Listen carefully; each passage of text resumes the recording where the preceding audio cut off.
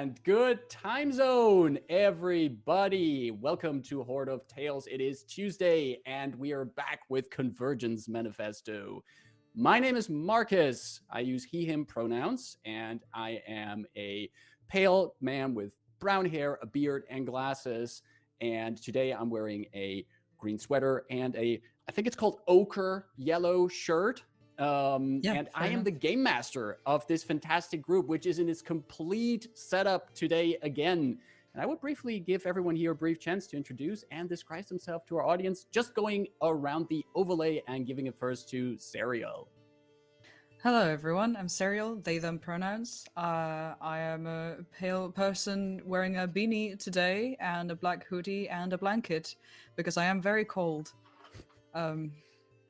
Yeah, and I play Rebus, who uses any pronouns because they are a warforged. Awesome. Ida. Hi everyone, my name is Ida. I use she, her pronouns. I have tanned olive skin. I have black hair that is pulled back in a side ponytail. I am wearing a dark goldish turtleneck sweater, and I'll be playing Rayn, a Triton sorcerer who has blue-green skin, finned ears, and like very seaweed black curly hair. All right, thank you. Austin, you're also here. Hello, and I am Austin. I use he, they pronouns. I am a slightly tanned person with a beard and a beanie and a black hoodie. Couldn't think of that word for a second. And I'm going to be playing Dythun today. Male, like kind of brown furred Leonin with a very thick black mane and very shiny armor. Awesome. And also coming with us here today again is Caro. Yeah, hey, I'm Caro. She, they pronouns. And my mic is moving away, like because it does. He's scared. Yeah, it's a very scared mic. Not gonna lie. I'm a pale femme with turquoise hair, like shoulder length, purple hollow shirt. You see? Ooh, very pretty. Nice yeah. No, it's completely moving away. I can't do shit anymore. Yeah, and a black cardigan on top of this, and a necklace, and a lot of other small little shits. And I'm playing Delphine, a half elf female with bluish hair, a scar over her face, and yeah, always wearing like a tricorn pirate hat. Awesome. Thanks everyone for the introduction and descriptions, because today we're already on our 43rd session of this campaign. And last time the party succeeded in bringing yet another piece of whatever strange thing their patrons are making. And in today's session, we might have a very interesting, a bit of an interesting choice that the party is going to make. And I just want to gauge, like, how's the vibe, the mood with everyone before we head into today's session? How are you all feeling? Is this decision about, like, hey, we are living or we are dying? There's always undeath. No, I mean, true, this is a very valid option.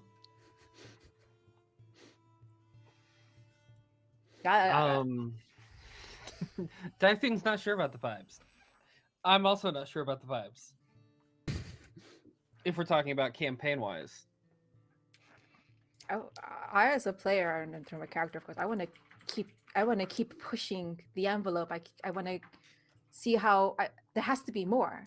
I mean, I know as a player, as a character, that there are more planes, so we need more, and only then can we see what the actual outcome is. It's just the conjecture bad. Just do it. Jump in. We're a party that literally jumps off high things, and not always with a plan on how we're going to land or survive, but we jump nonetheless.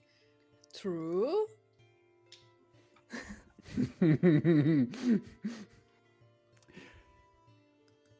I'm definitely sure at some point this habit will kill us. Like a total particle. Just don't forget that one token you have in your inventory, Caro. No, I can't use it. Yes, you can. Okay, and that's why you die. A wise person once said, "It's not the fall that kills you; it's the sudden stop at the bottom." True. We So as are long as you- quite living proof that the fall does not kill you.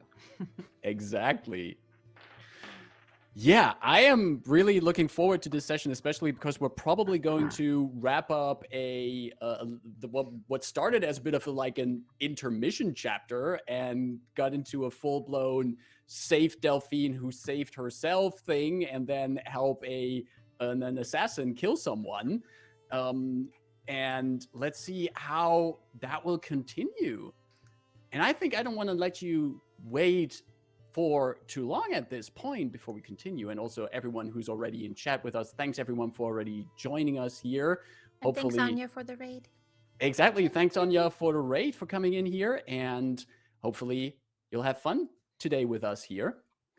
But before we go to the fun part of the game, which we're here for as well, we do want to quickly take a little moment as a channel to address a topic that has been buzzing a lot in the TTRPG community in the past week. And as Horde of Tales, we want to quickly use the space here to also share our stance about this, especially because we are today playing a game that is part of this entire situation.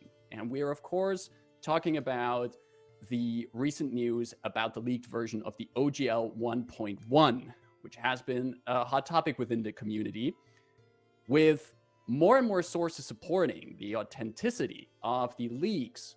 The drastic changes in this new version of this OGL would have a terrible impact on not just D&D, but many more games and authors and TTRPG creators.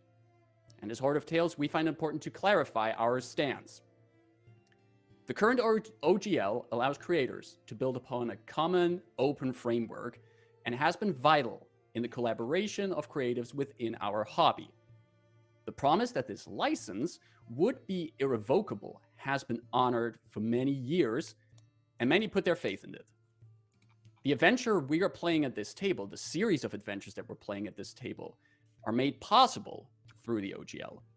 Entire tabletop RPGs, big and small, are made possible through the OGL, and games and products created by people we respect and want to see succeed are made possible through the OGL. With the elite changes proposed in OGL 1.1, Hasbro and Wizards of the Coast would take all of that away. In an attempt to claim their piece of the financial pie, this will result in heavy restrictions on those creating content, where creators' works would effectively be claimed and held for royalties within the alleged OGL 1.1. There is nothing open about this new open gaming license. And should the leaks be true, the consequences will be far-reaching. As Horde of Tales, we are anxiously awaiting official comments from Wizards of the Coast, but are in full support of those who push against this new version of the OGL. We support #OpenDND and invite all of you to sign the petition at opendnd.games. Should this become the official direction the OGL will go, we will review our stance on running D&D or any other game by Wizards of the Coast and Hasbro on this channel.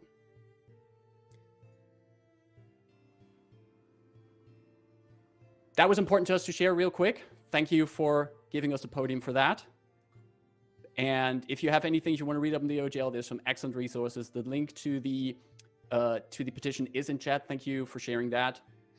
But for now, we are here on a Tuesday at Horde of Tales, playing our adventure in the Eberron campaign setting, and we're playing through the OGL-fueled Convergence Manifesto adventure series. We are slowly closing up on our little intermezzo chapter, A Prophecy of Storms. And if you like what you see on these adventures here and you want to play them yourself, you can find all of the adventures of Convergence Manifesto at acrosseberron.com. Our VTT of choice is Foundry VTT, also fueled by the OGL. And we use music from Dark Fantasy Studios, the music that you're hearing here in the background not fueled by the OGL, but still fantastic music. Also, part of the crew is fueled by the OGL. good to know. Thanks for that addition, Caro. And So. the overlay you see is made by Caro, and the amazing character artwork that you see in the overlay and in our game is made by Caro and Serial. And in case we get our crew here into combat and dire action, any battle map you see is probably made in Dungeon Draft by Megasploot.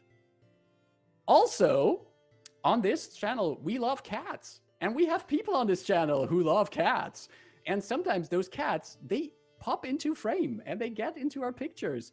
Should you see a cat appearing on the screen, you can use your channel points to pop out that cat vantage and give one of the players here at this table a cute little kitty cat on their overlay. I'm just quickly going to demonstrate it. Ida has a kitty cat there now. Austin has a kitty cat there now. Kara has a kitty cat. Serial has a kitty cat. Everyone has a kitty cat. But if you spot someone kitty cat, you can use your channel points to give them cat vantage. Don't forget to mention who you're giving the cat vantage. And whenever they want, they can use the cute cat on their screen to give themselves advantage on a roll. Keep in mind. What we do is we pick up the cute kitty cat and we yeet it at the screen. Exactly, because as we know, the faster you accelerate a cat, the more it improves your rolls. It's science. Please don't try that at home. Anyhow, if you keep in mind that any player can only have one dose of cat vantage, so if someone already has the cute kitty cat on their screen, don't give them another dose. Give it to someone else. Share the kitty cat love. All right. If you don't put a name on your cat vantage, then it's automatically going to the DM and he's screwing us over. I'm sorry, when did we start that rule? I don't know, but I like the sound of it. I don't remember agreeing to this stipulation. we will review that in your next contract review, Austin. Good thing I spent all those points on the Darkio stream giving you cat ears and all the other stuff. All right. I mean, I could give Austin cat ears. I still have That's one. fine, don't worry about it. Let's think about what we're going to do with Austin or other people on this stream while the intro is rolling. We'll be back in a moment.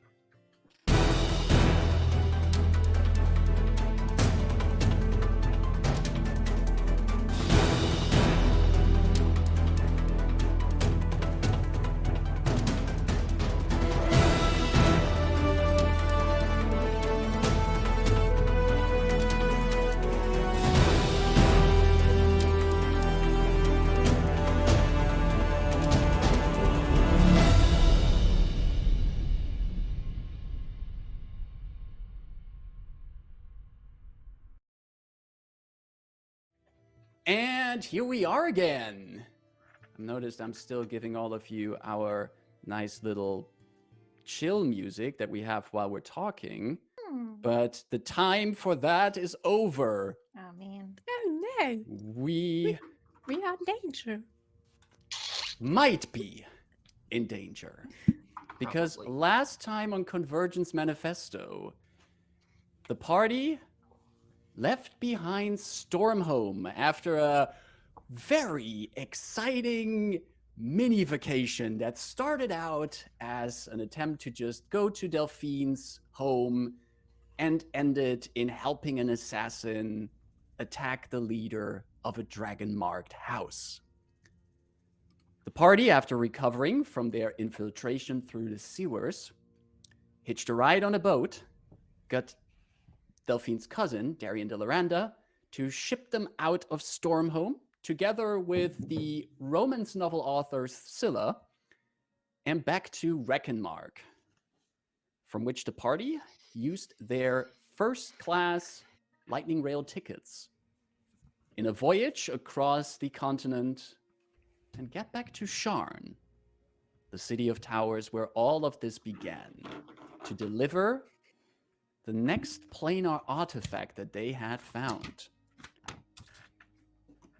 In the estate of Nigel Farias, the eccentric scientist that Aurea Corin is sponsoring, the party handed over this device from Donvi, and we're just about to follow the scientist and the patron to wherever this contraption that they have gathered items for lies. And that is where we're going to pick up, not long after where we ended last session. The party, all four of you, are following Nigel Forius, the old human gentleman, and Aurea Erkoren, a small gnome woman with a stern look on her face. You walk through the hallway of this apparently mostly unused estate in Eberron's luxury district of Skyway. You pass by closed doors, furniture covered by blankets, but eventually, at the end of the hallway, walk downstairs into a wing of this estate that you have not seen before.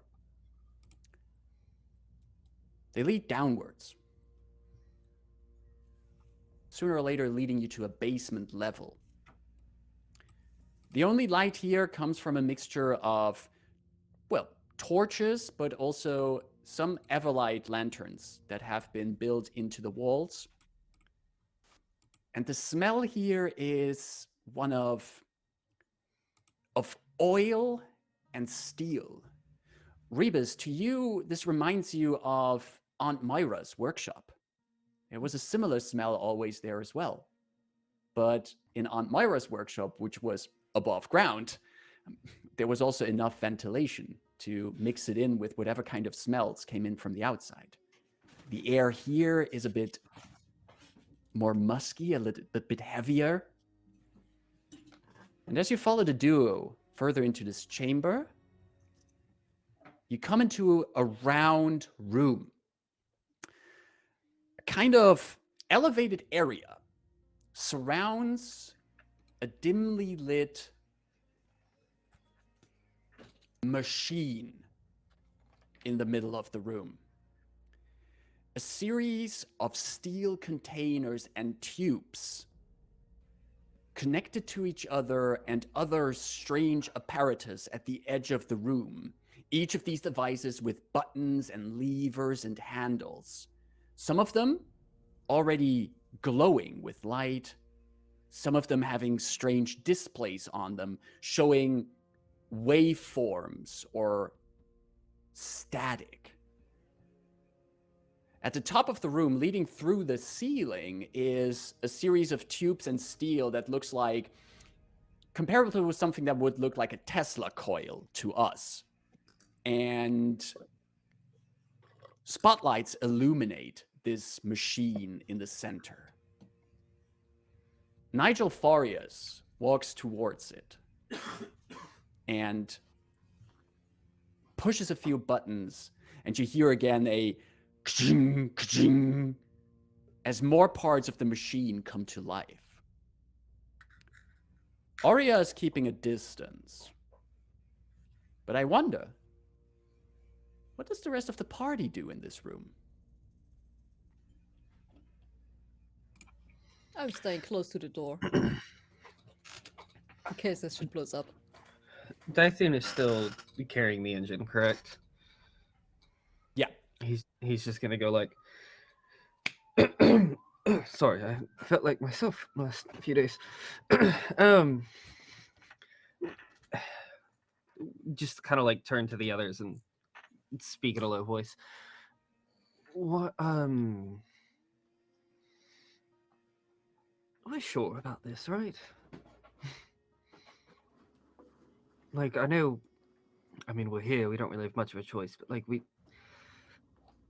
we're sure this isn't going to cause some kind of cataclysmic thing. Do we trust them, or should we be ready to... Okay, good. Should we be wary of every single butterfly as it flutters storms into existence? They do that?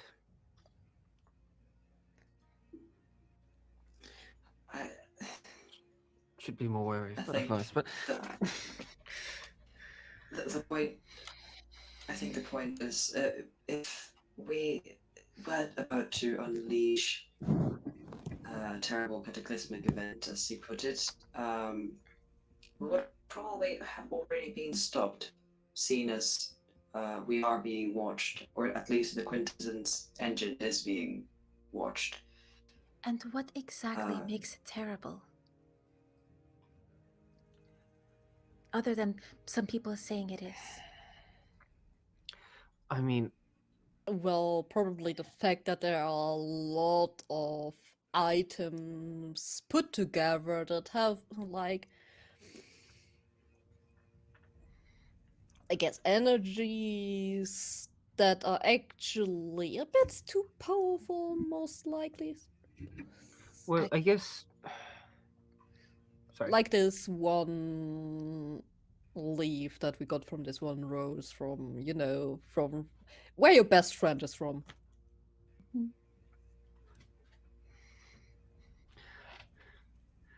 So, okay, I guess what I'm asking is, should we be ready to sort of like stop these two if we need to, or like do we think should we like have a system of like, if we think, hey, this is going poorly, like what do we do to signal to each other like we need to stop this? And Or are we're we the just authority on understanding when it's going poorly. How? I just mean like if things start blowing up but they still keep doing things, like should we I don't know. I don't believe it's in our hands to decide. Rayn has a point here. Plus, if reality starts breaking, I think Aurea and what's his name? Nigel. Nigel here will also want to stop the experiment, and either they'll successfully do so, or there's nothing we could do about it. Given they are the experts on the field, I am obviously concerned, but at this point, I don't think there's much we can do apart from stop the experiment right now before it happens, which I don't believe is what we want to do. As you say that, Rebus, all of you notice that it's getting warmer in the room. And you notice that inside this machine in the middle, one part starts to glow with a red-orange light. Within it, you see a silhouette of a small idol, the prize of your first mission. Mm-hmm. The one that was forged by your friend Tresca, all the way down in the cogs. The burning idol glows, and its heat starts to pump through the vents and gears of the machine as it starts humming louder. Nigel, at this point, does not pay any attention to any of you. He's walking rounds around the machine, pulling levers, pressing buttons. And Aurea has taken up position on one of the raised platforms in this room, giving her a good vantage point at the machine and at the party. Please, continue. I mean, a broken reality is curious, exciting, and for a while, I'm sure, an inconvenience. I mean, what's to stop us from reassembling reality, reforging it, fixing it, removing unwanted elements? Well, you forget, Rayn, that it doesn't only affect us, but essentially everyone living in this reality, and even how big events that affect a great population are a lot on everybody, and we historically have just come out of one, I don't believe it would be much appreciated if we were to just break reality for fun, just to see what happens. I I have a question about Sharn as just like a whole. Mhm. My understanding of it is that I think it's the Towers District. Is that what it's called? Something like that. Well, currently you're all the way up in the Skyway district. Skyway which District. is that's what it's called. actually a part of the city that more or less floats above the city. Okay, it like magically like there's nothing like giant support beams holding it, basically, right? As far as you know, there are no physical objects that hold this district up in the sky. Okay, that was my understanding of it, and so before I said something, I wanted to make sure that I have that correct. I'm actually curious, Dythun. Could you give me a history check, please? Athletic. Oh. Either make it a choice of either history or arcana. Let's see. How would Dythun use athletics to know this? By physically trying to climb up and learning from his previous mistake. No, they're both a -1, so let's see how this goes. Your brain it's a just total. spasmed. It's a total 10. It's not terrible. Hey, average. Okay. So It's right down the middle. you would know that one of the things that does make Skyway such a luxurious district is because of its location on this magically floating part of the city. And you do know that there is magic that can make people float. You're kind of an expert on it in this party. Like all of you have experience with items that make you float when you're falling. But magic, so powerful that it can keep an entire district up in the air? Well, I mean, he has seen flying ships. yeah. That's true. Yeah. I guess. Okay, so that does lead to something Dythun wants to say, though. It's just like, look, I'm not going to claim to understand how magic works to any kind of specific degree. I understand, like, the city float, or part of the city floats. But if they're messing with like really powerful magics, I guess one of the things I'm worried about is like if that really powerful magic messes with other really powerful magic, like what about the people below the Skyway? Like what if it just falls? I'm not necessarily worried about like some great evil or something like that. I'm just more concerned about the people that live here that will be collateral damage, to put it briefly. Dythun, as you muse that, could all of you at this point give me a charisma saving throw? I was about to shake the Caro dice, but I left you Caro and pick a different dice for this one. I'm gonna go with the Caro dice on this one. Let's see what happens. Charisma saving throw. Don't forget, you all get a +2 on this. Oh yeah. You are all within range of Delphine's aura. Oof, that's a low roll, but total. You said +2, Caro? It's not gonna help. Yep. Total. +2 is not gonna help. Total 18 for Rayn. 18 for Rayn? What did Rebus get? Wait, I'm looking for my charisma. What is charisma? Do I have it? So I rolled a 1. Rebus has a -1 on charisma saving throws.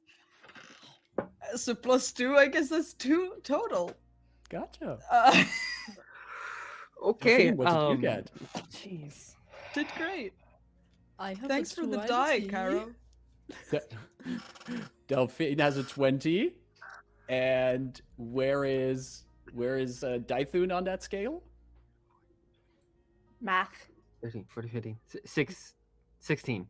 16. You didn't say Ida, apologies. But what did Rayn get? 18. 18.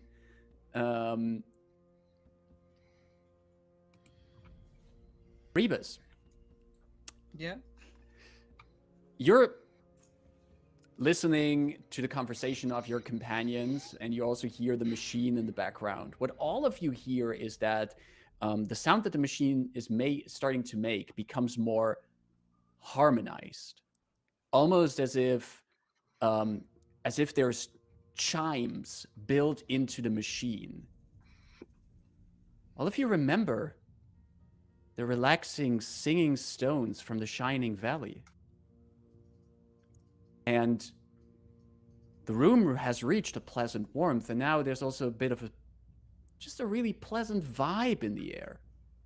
Rebus, you feel a comforting calm coming over you. You know you are in a dangerous situation, but something in the back of your mind tells you that you and your companions are capable to deal with whatever is coming at you. And that all of you can rely on your talents and your skills and the bond between you to get through this. Friendship is all we needed after all. What all of you do also see is that another part of the machine does glow, almost white light, and you can again see the sunlight sapphire that you brought from the Shining Valley on another mission that you did together, plugged into the machine.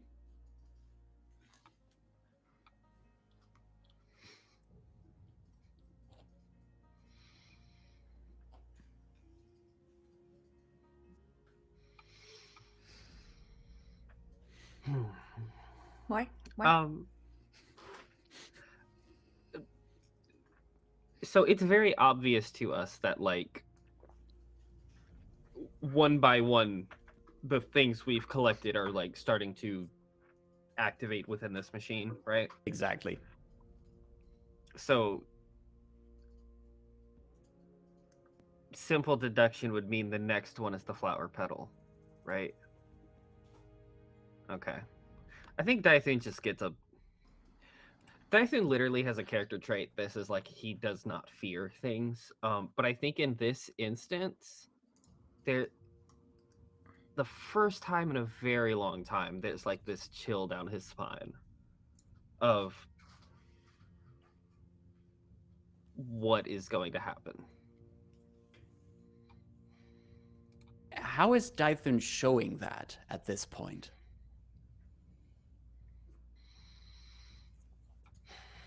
I don't know that he would, like, unless somebody was paying very close attention. He's so used to, like, putting on this brave face and this, like, being this force of, like, strength and composure, and he's repressed that side of him so much that he feels it a little bit, but might not even acknowledge that that's what it is immediately. All right. What all of you would see, you would see at least someone in this room who is not hiding their inner workings at this point. Aurea has her eyes locked on the machine, seeing how indeed these items are fueling it. And from your angle, looking up at her, you can see that there's slowly one side of her lips starts curling up in a smile.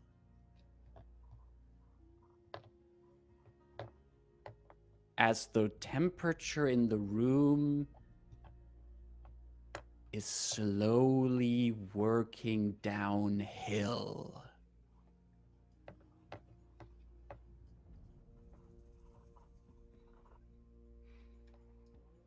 I think recalling the particular artifact, piece of the artifact we took from Snow White Isle. Rayn's face gets like this big grin, but not like a grin like, oh, she's happy to see whatever's gonna come out grin, but like, oh, fucker, it's you and me now, fucker smile. And Rayn will very obviously like pull out her glass staff that sort of resembles more a large icicle at this point, and just sort of twirl it around as if she just has fidgety hands.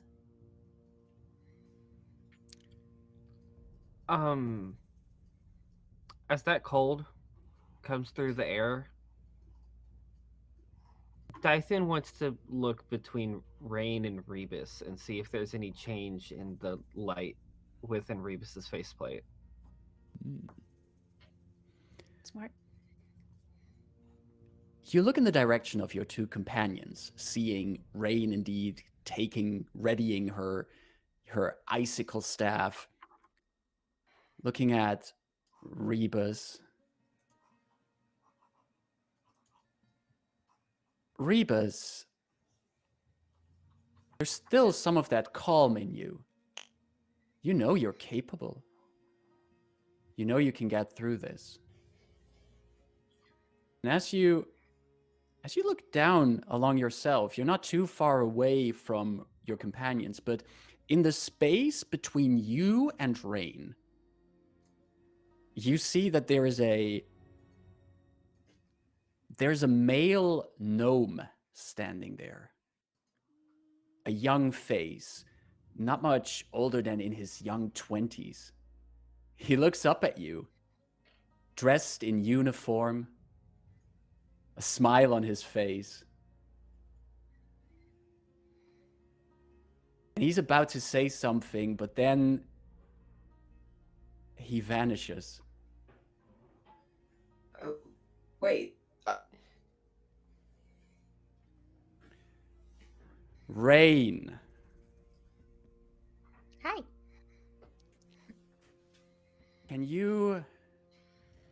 Let's start off with the mechanical part of this. Can you give me a charisma saving throw, please?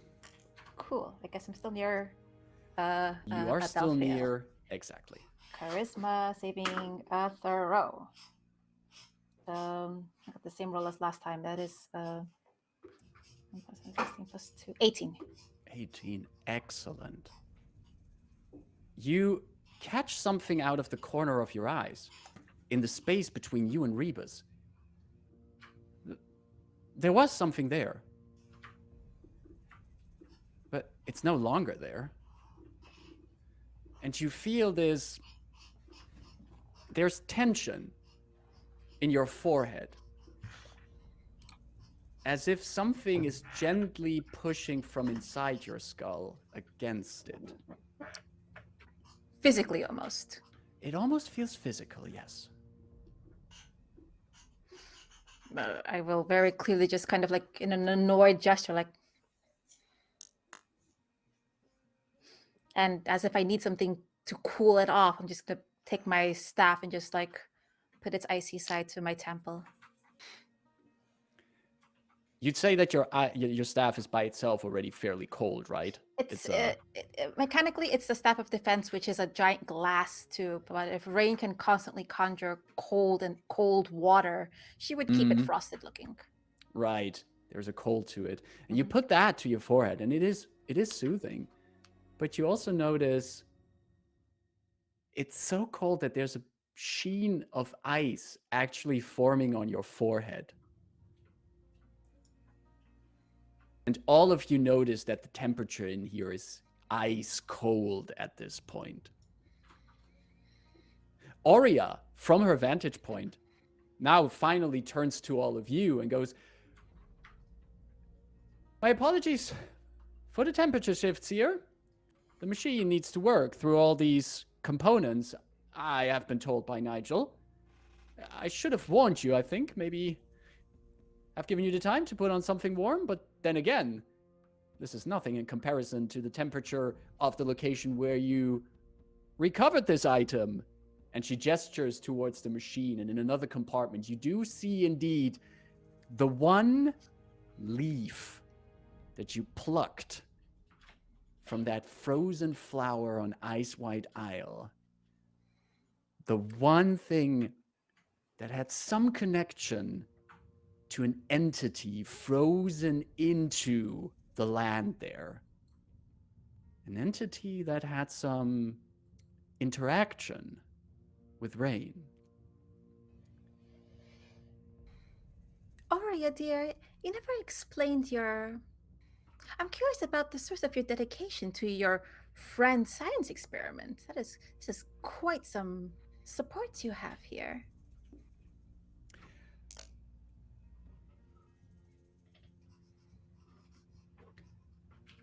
I will be honest, Oh, the magical sciences that mage rites and artificers involve themselves with started out as a hobby to me. Became a passion and then turned into a necessity. Obsession. a necessity. Well, since we're being honest, what for?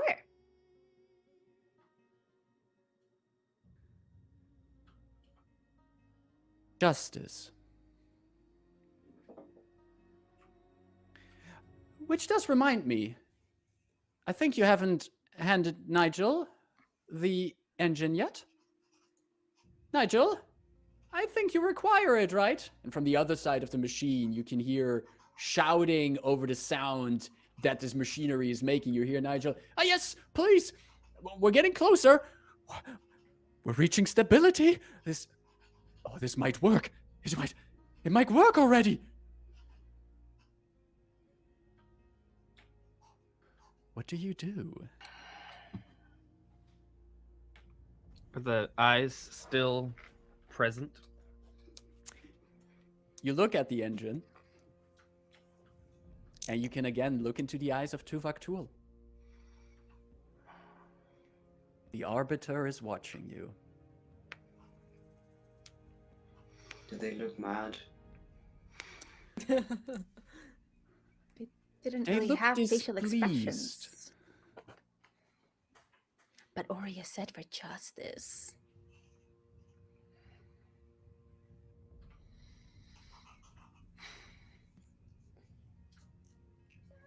I think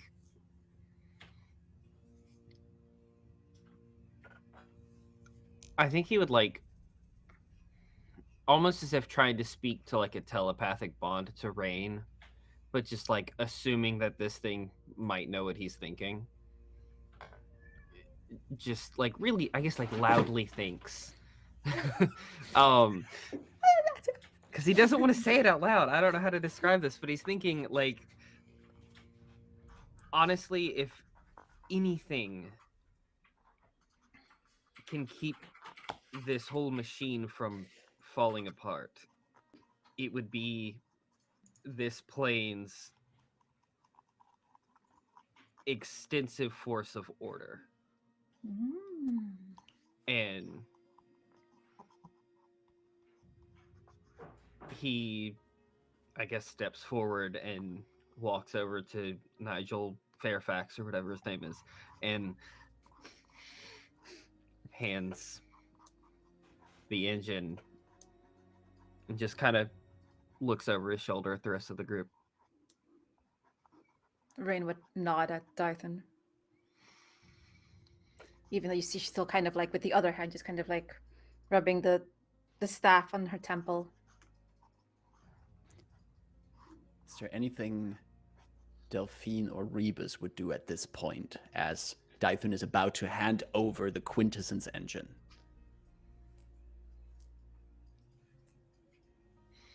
I was still looking for the person that I saw, the gnome that appeared next to me, and try and...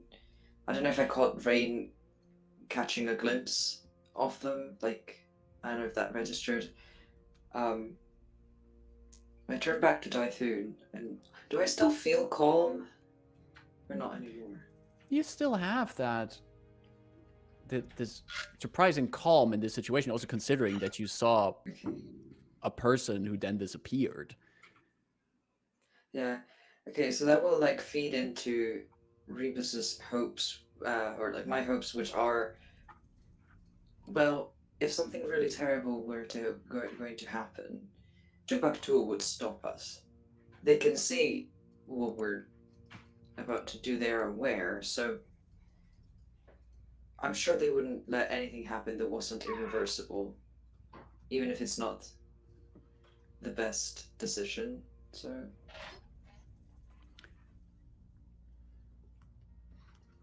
Plus, do I recognize this gnome from my dream/memories? You have seen I this thought gnome so. before in your memories. This might be very selfish of me, obviously, but well, Rayn also has her reasons, I guess, and Aurea, and my curiosity has been piqued now. So Delphine, is there anything you would like to do on this point, or are you... Basically just leaning against the wall, slightly wrapping arms because of the cold. Mm-hmm. Yeah. Delphine is not afraid of all the cold. Like, not at all.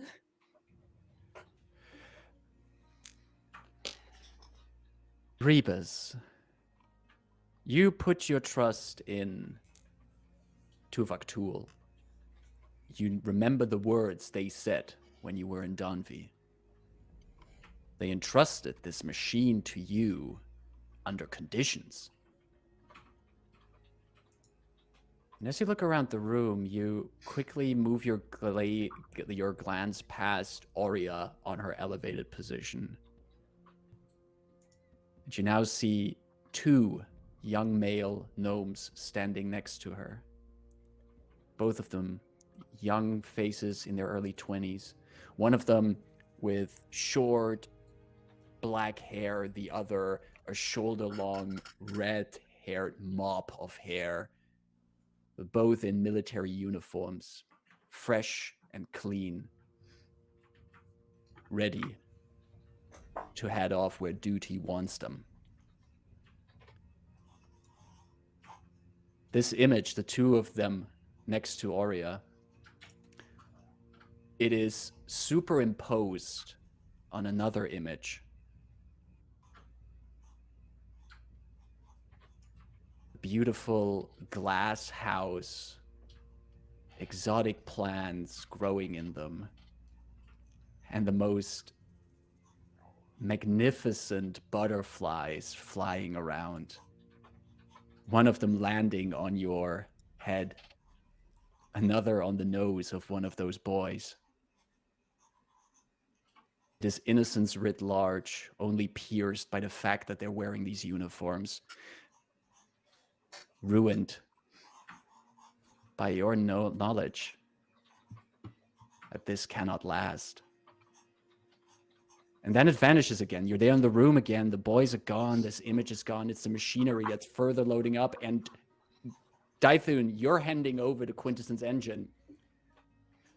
Nigel Farius takes it, looks at it, and the moment you hand it over, you notice that these eyes of Tuuvaktuul vanish. It's just this strange machine. Nigel holds it up, inspects it, pulls over a ladder. You know, one of those ladders that they usually have next to these huge bookshelves, which is attached to this machine. He climbs up, and while he climbs up, he's muttering technical mumbo jumbo. He comes to one compartment higher up on this device, one in which the Quintessence engine fits perfectly. He slots it in, and you can hear from your position also the sound of something wrapping around it, the slinging of a chain around it that pulls tight. Could all of you at this point give me a perception check with advantage?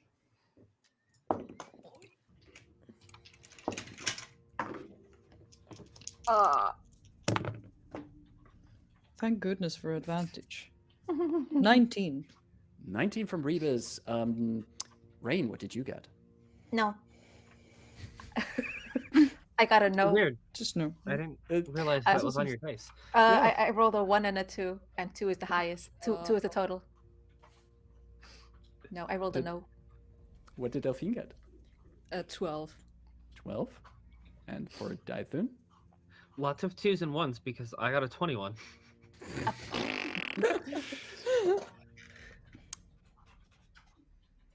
Everyone except Rayn, who might still be too distracted from cooling off her head, this pressure behind the forehead. The rest of you notice a tremor in the room. There's some shaking.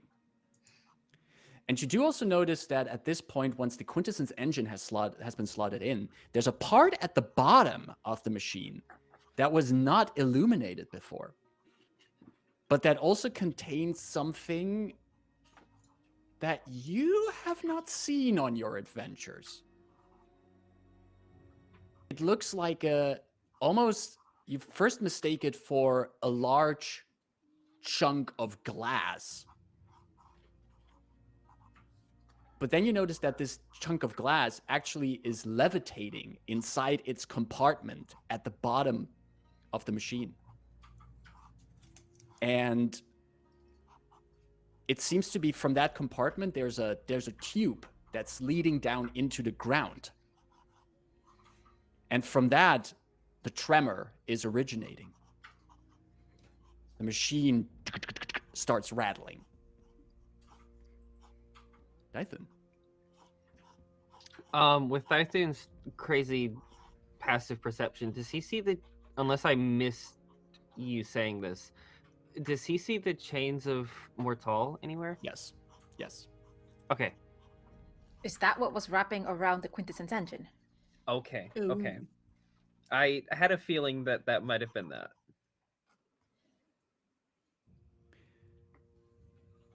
Nigel looks at the machine, also noticing apparently the rattling and the tremor. And he's still up on his ladder, and he says, take a bit of a step back. There's, I think I forgot to connect the vertex to the kilobyte and ignite the flux transmission. I need to recombobulate this. And he looks over to one of the parts and starts with toolbox in hand, starts moving around. Aurea, meanwhile, from the other side of the room shouts, "Are there any issues, Nigel? Do I need to worry?" And Nigel just, you can, Dythun, you especially can see this from your position. You see, as these words like, "Do I need to worry?" are said, you see Nigel like freezing up for a moment before going, no need to worry. Science can never be stopped. And he continues his maintenance. Can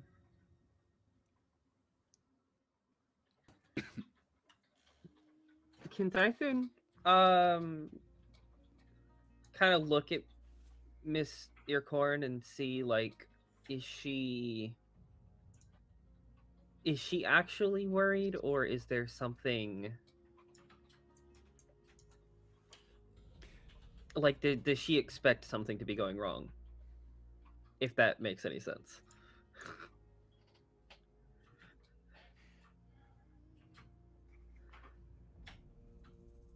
Give me an insight check. But I can already tell you it's a fairly low DC for this check. Okay. I think he just does not trust Aurea since, like, the moment he met her. Honestly, very, very wise of Dythun. Also, the whole deal with Rebus doesn't rub the right way, but that's a total 19. Total 19. She's totally honest. You get the impression this is not staged. There's concern in her voice. But she's still trying to hold some degree of composure. but she is honestly concerned at this point, which is only emphasized as the machine starts rattling more. And Rayn, you also at this point become aware that this machine is making weird noises and is vibrating. And all of you at this point also notice that the room shakes. And the platforms, one of these platforms that also Aurea is on top of, starts shaking. And you can hear like a from the steel that's moving. What unusual outputs of science here. And as I say that, I particularly take my staff and I point it at the space where I saw the first gnome male phantom, specifically looking up at Rebus, like wagging my eyebrows up and down. And well, no, there wouldn't be a reaction. I think at this point, Rayn feels a bit silly for asking, like, did you see something? Because she saw these hallucinations on White Isle and no one else saw them. So she just, oh, what strange science outputs, and just like points her stick at the space. To anyone else, she's just kind of twirling her staff, but she looks up at Rebus wondering if that causes a reaction. I give Rayn a nod of understanding. Just and look towards Aurea, where I saw the gnomes last, because they appeared next to her. Yeah. Yes. Yeah. So I just knowingly, not overtly, but Rayn is looking at me now, so I'll just point my faceplate towards Aurea, just signifying,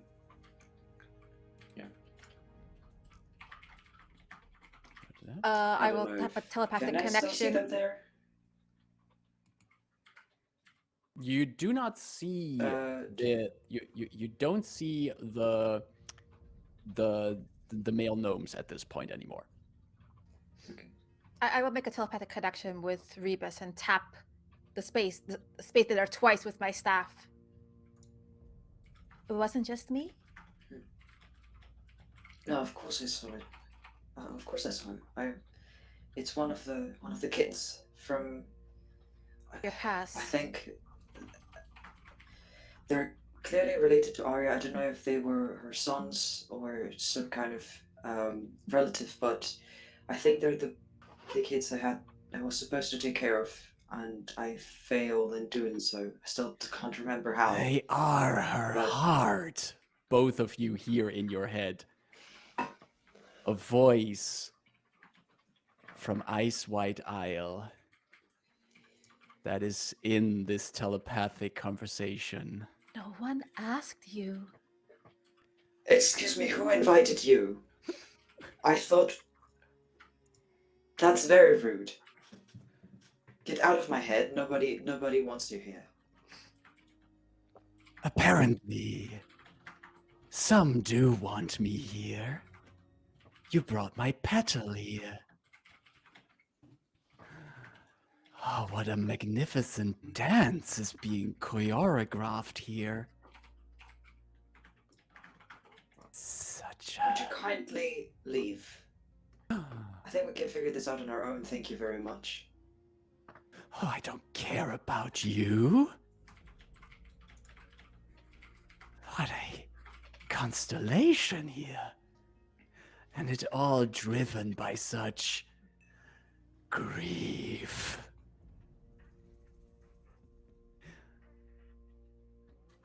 This is going to be a beautiful crack. A beautiful gate. A beautiful eye. A gate? A gate to where? More grinding from the machine. There is out some of these tubes, there's steam coming out of it. You hear a whistling sound. On some of these machines that surround this contraption, there's a warning like sound, and Aurea looks at it. Nigel rushes off from his ladder, runs over to one place and goes like, "Nothing to worry about, nothing to worry about, and it will soon stabilize. This is just a power spike. We're getting there. The connection to the manifest zone here in Sharn is guaranteed, Aurea. We can do this today. We can bring it down." And as he says that, the machine shudders once more. All of the compartments in it with the various objects that you have brought here, and also the compartment at the bottom with this strange levitating hunk of glass, glow brightly as the air is sucked out of the room.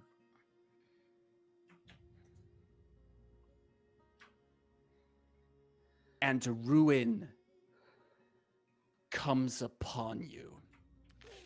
And that's where we're going to take a break. Did we just TPK?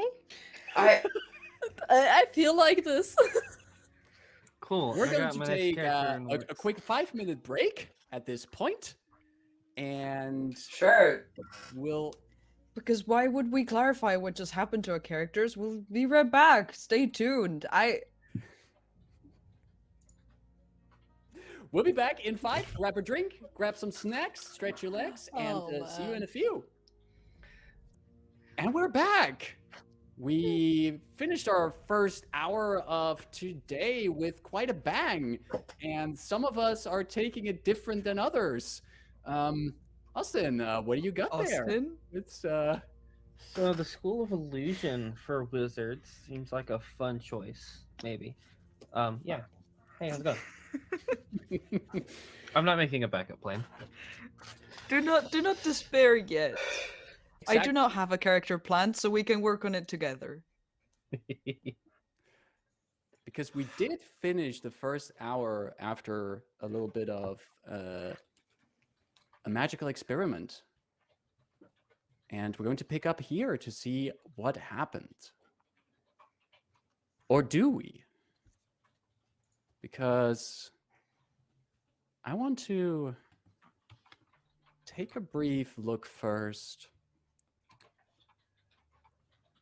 at Rebus.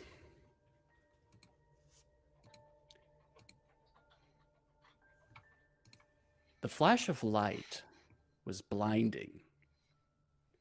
You felt the room shake around you. You heard the screeching of steel and the warm blast of steam in your broken faceplate.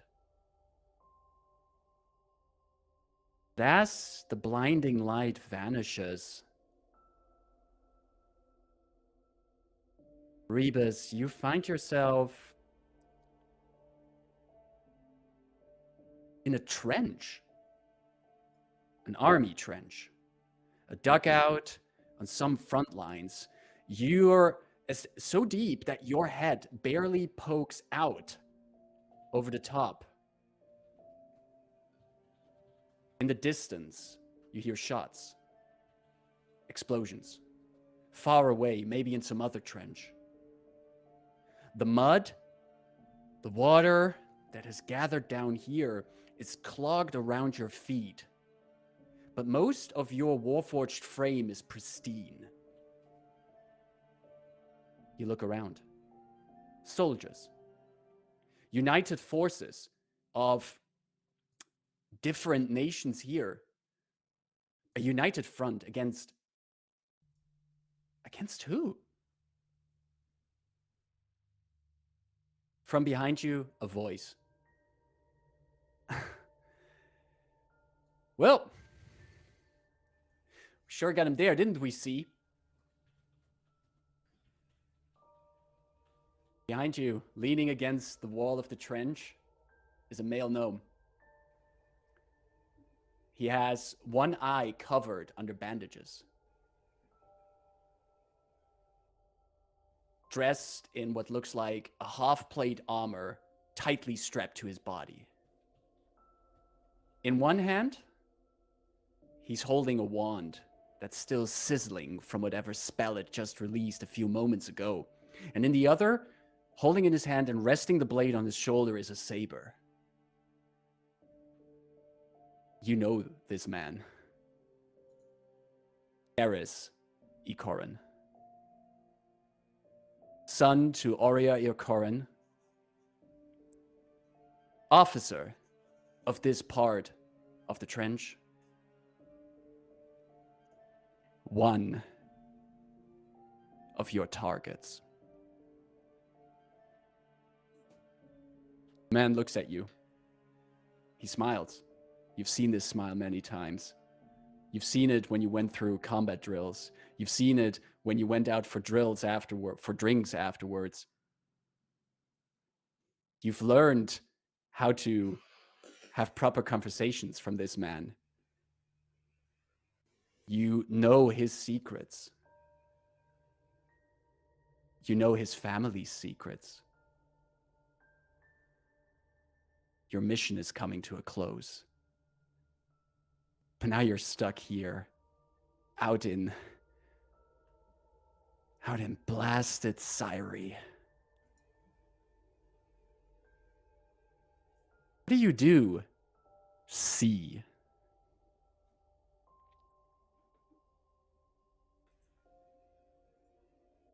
Is he the black-haired gnome or the? He's the ginger? black-haired one, yes. Short black hair.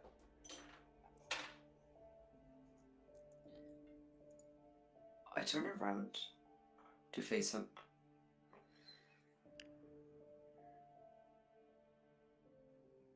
Darius? What? Why are you looking so confused? I mean, not that I could ever read your face. Yes. I go to touch my face. Do I have a full faceplate? It's full, Or a broken it's one. undamaged, it's pristine.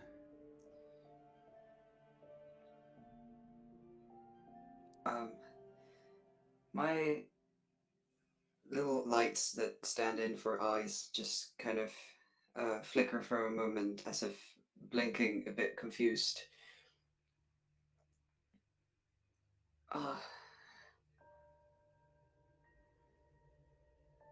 Where's your brother? Karsten! Why you ask? You were with us when we stormed the other trench. He got himself hit by some enemy wand fire. It's being patched up. Are you? Don't tell me you got dust in your gears again.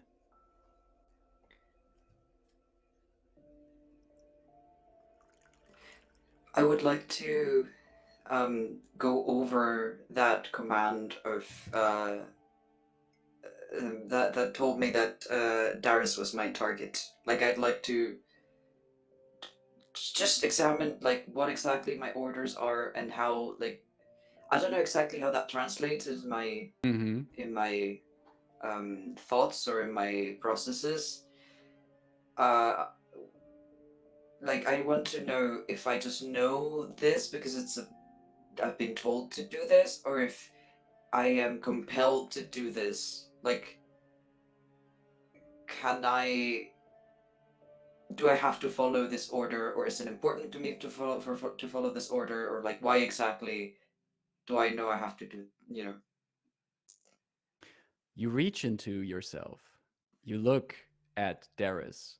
And with this thought in mind, you see a full-blown heads-up display appear in front of your eyes. You see information about Darius Ikorin, his age, his birth, his background, all the data that you have gathered on him. And you can also reference your mission file. You know your task here. You have been brought into Family Ikorin for infiltration and recon. You are gathering information on the rumors that the Ikorin family has access to Creation Forge technology, meaning that they would be able to create their own Warforged House Cannith does not want that.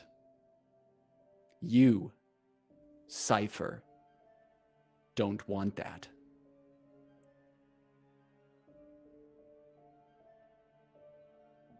There's information on your heads-up display. Derisicorin, if he gets back from the war, will aid his mother, Aurea Ercorin, in a classified workshop project of Family Corin. He has a knack for artifice. He's been doing the maintenance for all of the heavy war machinery here at the front. He's not allowed to help his mother after the war. There's an instruction in your display from your handler, your operator. The instruction says, make it look like an accident. Then return to HQ.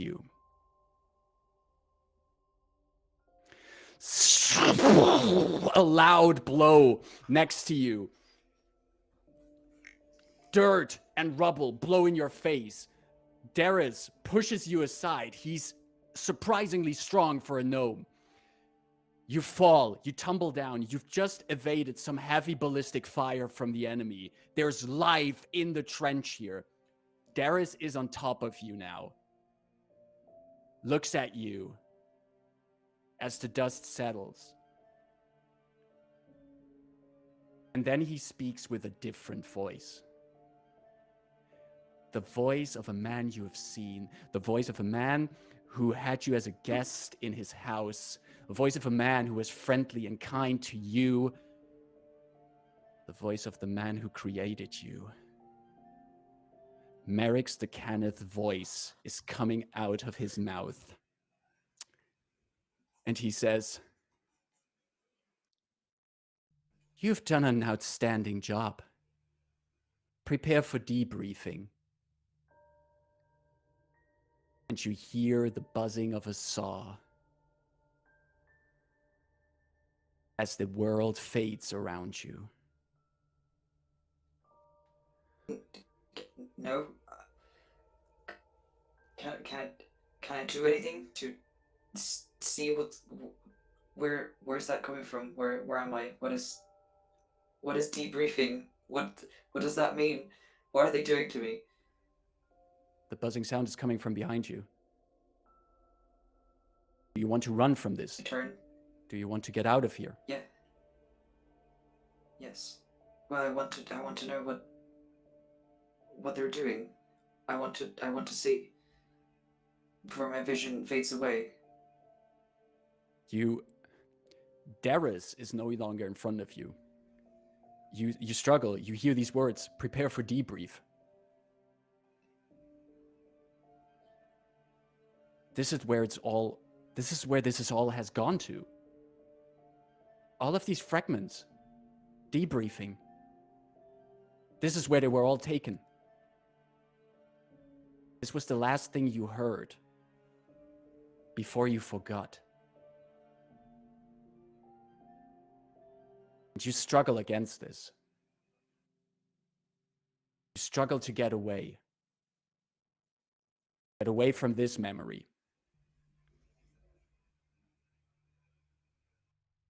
How do you get away from this, Rebus? Or Cypher?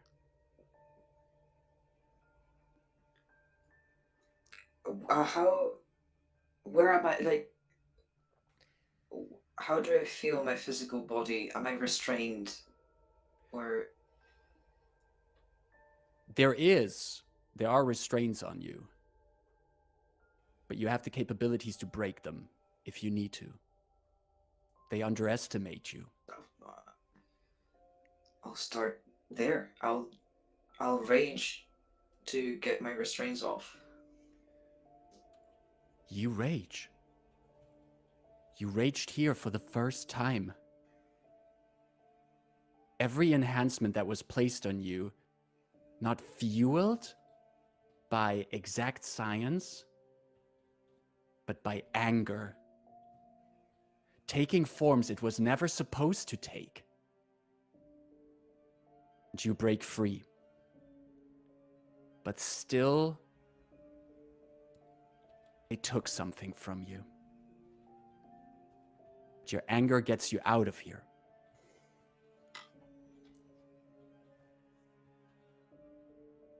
And you walk for a long, long time until you collapse, surrounded by rubble and dirt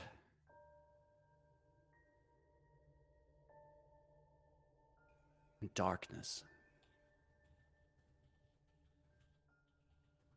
Until you hear Aunt Moira's voice piercing that darkness.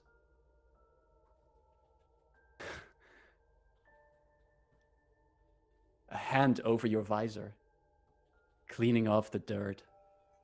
Sun shining through it. A half-orc woman covered in grease and soot smiles at you. Well, what do we have here? I wonder, is this... And at that point, you notice you're rebooting. You're coming back to life. But who is you? Who are you? All you know right now is that you're in a scrapyard. And there's a woman who's like looking around, probably looking for your on button or something.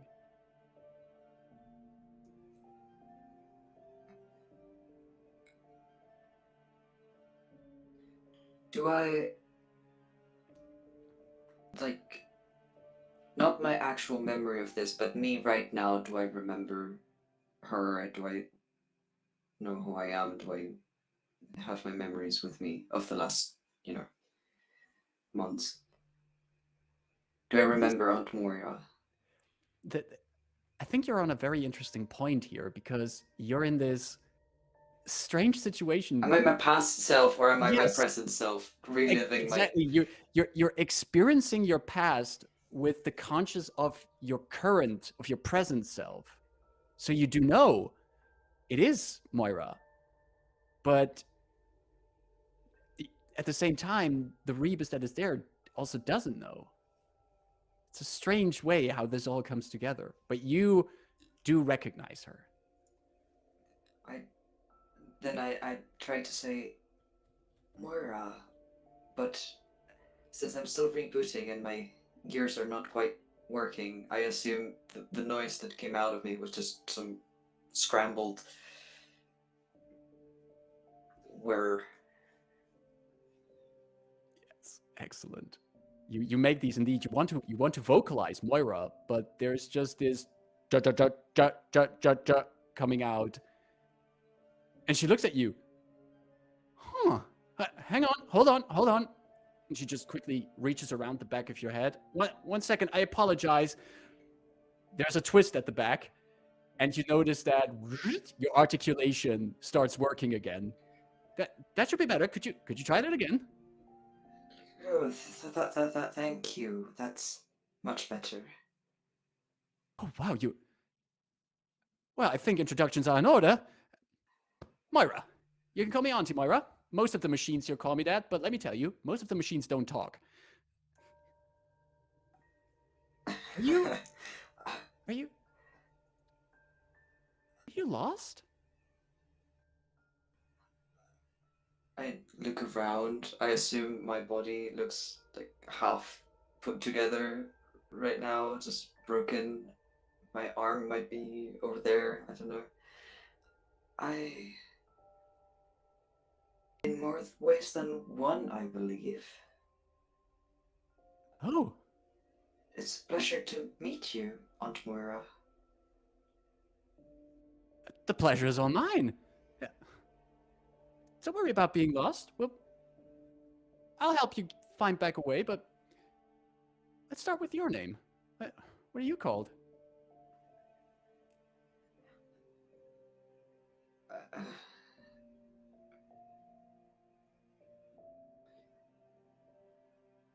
Rebus. Rebus? Puzzling. That's a joke right there. Indeed. Oh, how about Rebus? I'll help you out of this scrapyard. I'll get you to my house, and we'll see if I can help you not be as lost. Sounds lovely. I'll try to stand up and see if like I can actually like if my legs are working at all or how much of me is operational so that Aunt Moira doesn't have to carry me. Most of your motor operations work, and you can at least assist Aunt Moira in getting you out. And you do remember these steps that you took through the scrapyard. You remember these steps, parts of the steps that got you here. And now you even recall more of the steps that led to this.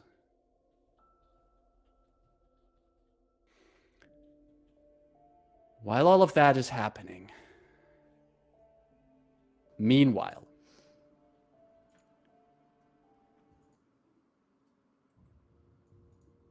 in Sharn, in the Skyway,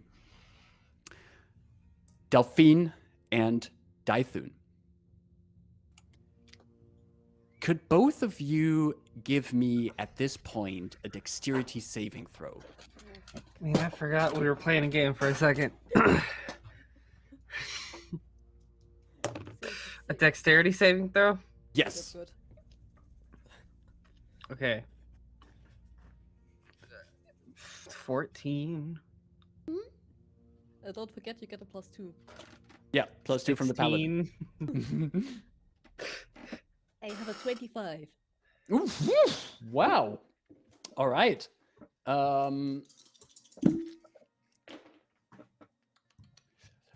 Both of you succeed on that, and both of you take 3 points of bludgeoning damage. I already halved that from rubble and pieces that fall from the ceiling that most of you dodge. You help wherever you are to shove your companions out of the way, but you do notice, Delphine, you are closer to Rebus and Rayn than Dythun at this point.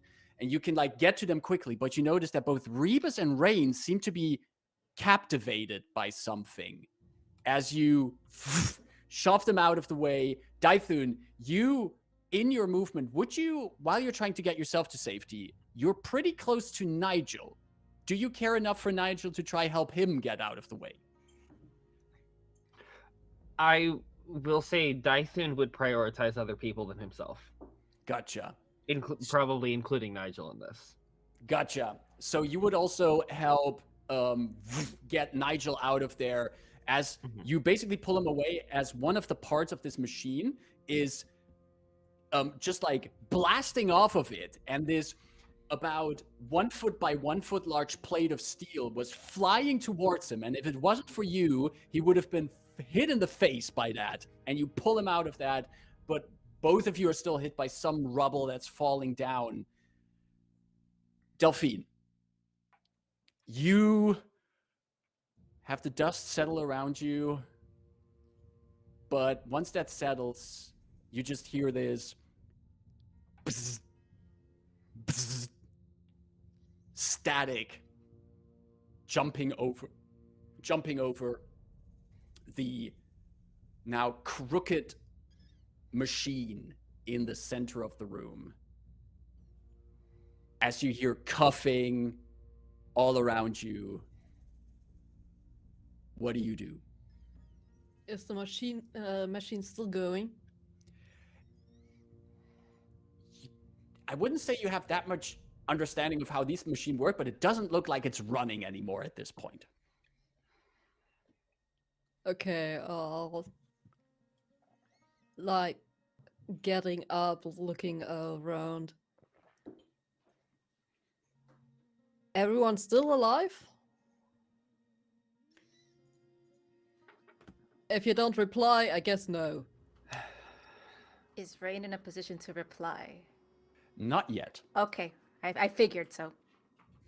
Dythun will just say, most of us. Where's Aurea? Dythun's Wanna go looking look for her? around for her. Okay. Can you give me either a perception or an investigation check? Your choice. I'll take perception. I got advantage on those. I'm surprised you do. Wow. That's 16. 16.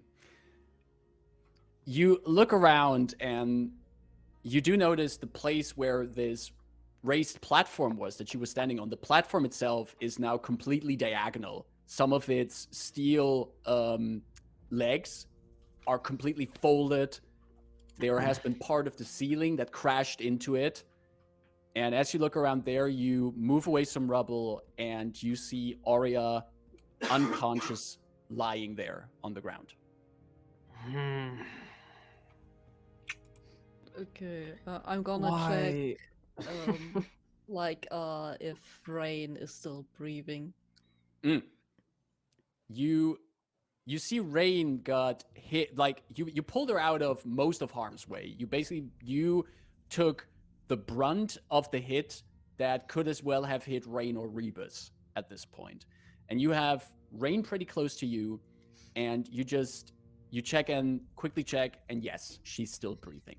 But Okay. she also seems to be unconscious, and she actually, as you look at her, she actually has her eyes open, and her eyes are actually rolled back, so you only see the white of her eyes. Don't do that. No.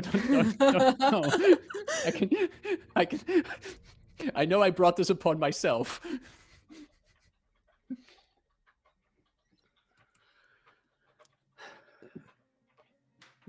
Guess Rayn is still alive. Rebus, I have no clue. It's hard to tell with him sometimes. Not sure about this one. I guess Dythun's gonna try to go back to his days of combat medicine and assess Aurea. You want to roll in the set medicine check for that? Sure. All right. Unless combat medicine is done with athletics, but I'm pretty sure it's medicine. No, that's medicinal combat. That's a little bit different. You might have to break a rib for a CPR, and that's athletics. Exactly. That's Yeah, medicinal true, combat. true. It's such a versatile skill. It is. Another 16. Nice. I've rolled like 5 16s this game. You check up, and she, from what you can tell, there is indeed probably some of her bones are broken. There's probably the collarbone, as you check it, seems to be heavily impacted. The breathing that's there is labored breathing, but as long as you're making sure that you put her in a stable position, these will be wounds that need someone to look at them, someone with healing skills in one way or another. But for now, she's stable. I have healing skills. Well, I was gonna ask, do I get the sense? I don't know if a 16 would give me this, but if I gave her a healing potion, do I think she would be conscious? Yeah, absolutely. Yeah. Okay, I'll give her a healing potion. You uncork one of your potions. It's the last one I got. Nope, I have 2 of them. Just kidding. Put that potion to her lips, gently flows down, and once the magical components of it do their work, you see her eyes fluttering open. She looks at you. Don't move too much. It's going to hurt. It's potentially going to hurt a lot later if you don't answer some of our questions. Up now. Come on. I'm kind of lifting her up to walk her over towards the party. While you lift her up, you just feel her glare on you. She might be in pain, but especially due to your last line of you have some questions to answer, she's just glaring at you, and it's trying to be as defiant as possible as someone with a broken collarbone can be. You lift her up, and she like puts down on her legs. The healing potion slowly also doing some of its work, knitting close some of the wounds. She looks around the room, and Delphine and Dythun, you both would notice that as she looks around the room, she does stop as she sees Rebus lying there on the ground, and then scans the room further and just says, "Where's Nigel? Where's that idiot?" Nigel comes peeking out from behind the machine, and he says, "Well, in my defense, the impact that the Quintessence engine had on the entire machine was more than anticipated. These people brought a prime example of it that under other circumstances," and Aurea just goes like, "Shut it, Nigel! You could have killed us all. Told me this would be safe. You told me this would be a safe demonstration."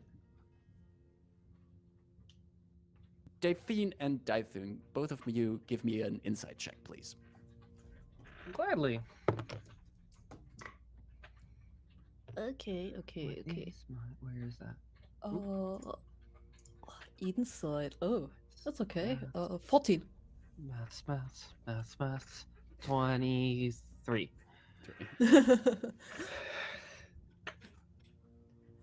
It might be because she's heavily wounded and just got out of being unconscious, but what Aurea is saying is lacking conviction.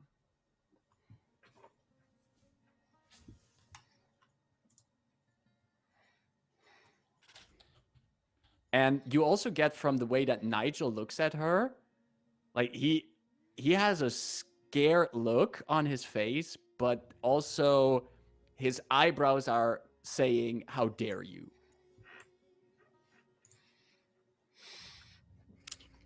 Damn, why is one person that can read minds unconscious?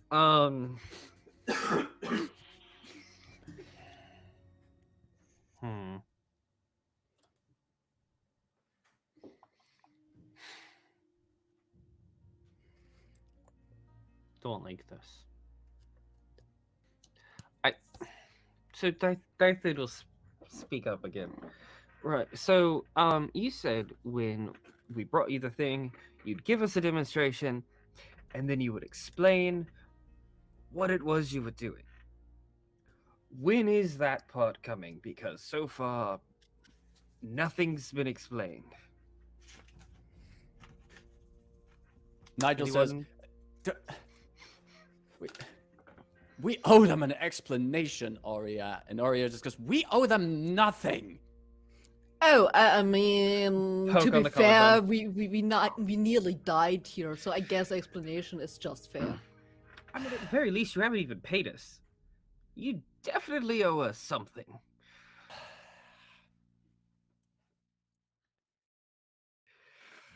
I mean, we can patch you up, definitely, or we can just wait until you bleed out. It's your choice.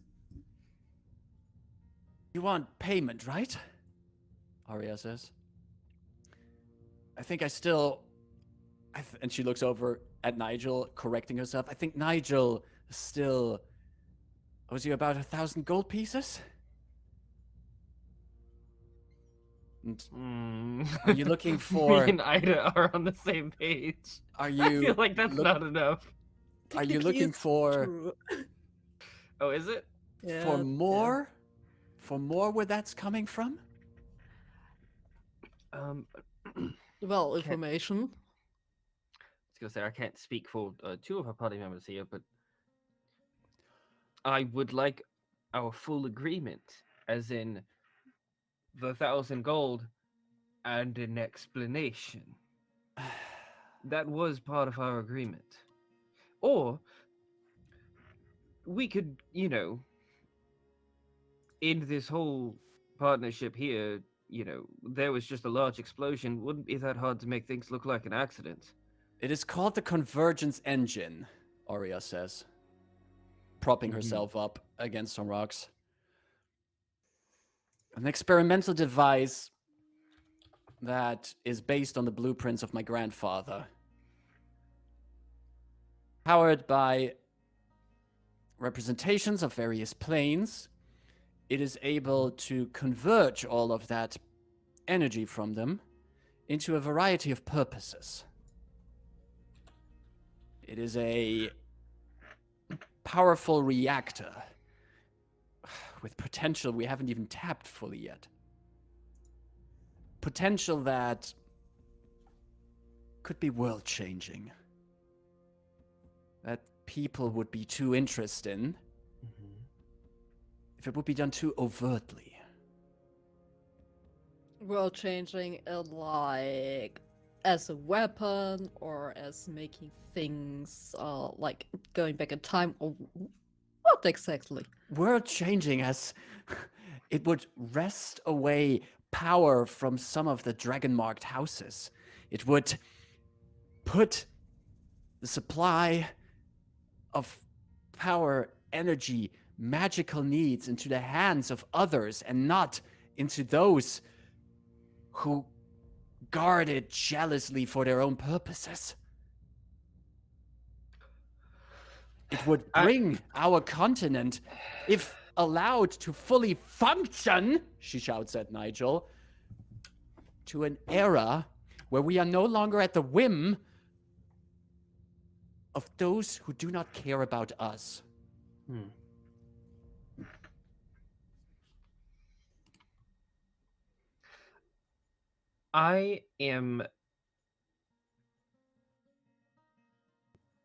Dythun is going to walk up to Aurea, pull out one claw, place it at the base of her neck.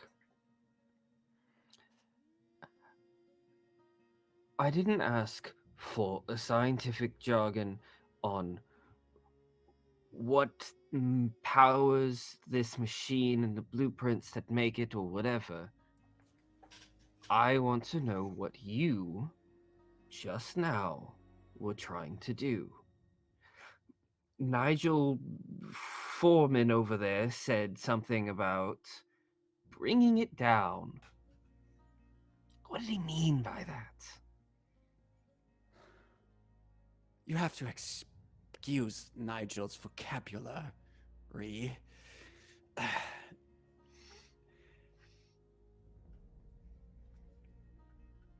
It was merely an expression to... I want an answer. And I am going to use that as my daunting roar to try and make her scared of me. That's a wisdom save, right? Yeah, it's a DC 14. Let's go, Caro.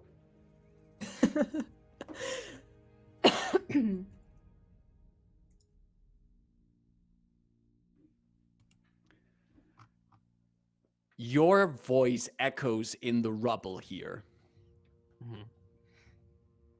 And this close to Aurea, you can feel her shake. And she says, she looks at you.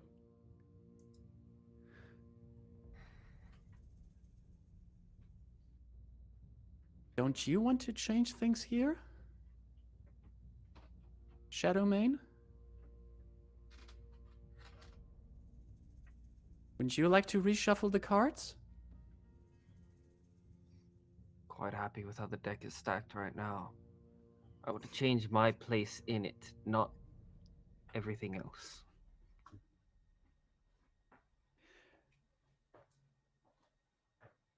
Unless you see whatever I thought would happen did not happen. I did not expect to be covered in rubble with a Leonin at my throat.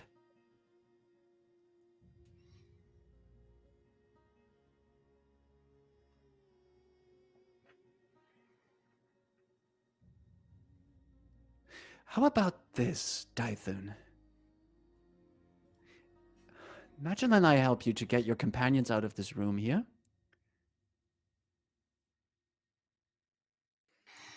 And we we talk about this somewhere where I'm not constantly feeling the pain of my broken collarbone. It will make me a lot more enjoyable to talk with.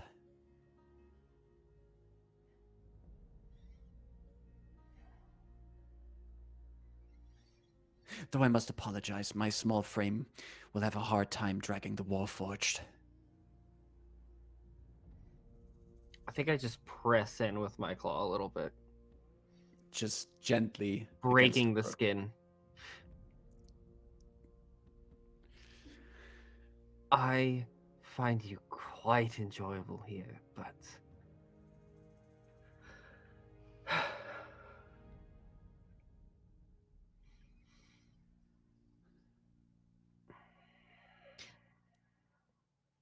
I also don't like being here right now. Delphine? Still here. You can't do the thing Rayn does, can you? When we normally have to leave somewhere.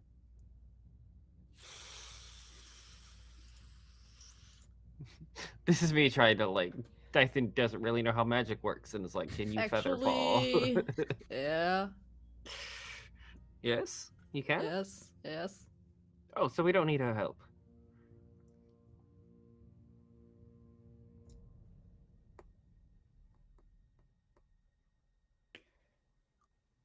Yeah, seems like But you're. you still need to take Rebus. He is way too heavy for me. At that point, you do notice where Rebus is lying. There's this sound coming from Rebus now. And the light in their headlamp is slowly starting to glow again. Oh, look, he's alive. Okay, come over.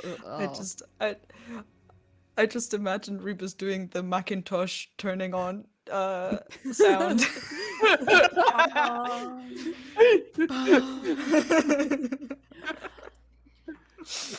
Yeah.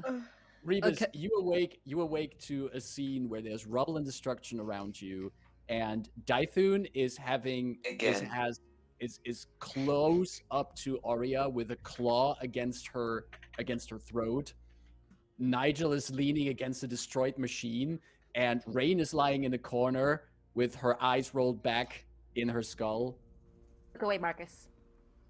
Yeah. Okay, I'm done. I shove the rubble off of me, trying to get up. I don't know if I work properly. I'm gonna try and stand up. You can. I hold my head and like my hand almost goes through my visor because, it's cracked again. And I see Rayn and I immediately just run to her and take her in my arms and just like hold her head up and try to see if she's breathing, if she has a pulse, if what is going on. You run over to her, you check, there is a pulse, there's breath, but her eyes are rolled back in her skull, and we actually see, as we see Rebus running over there, checking on her, we see the camera moving closer to Rayn's face.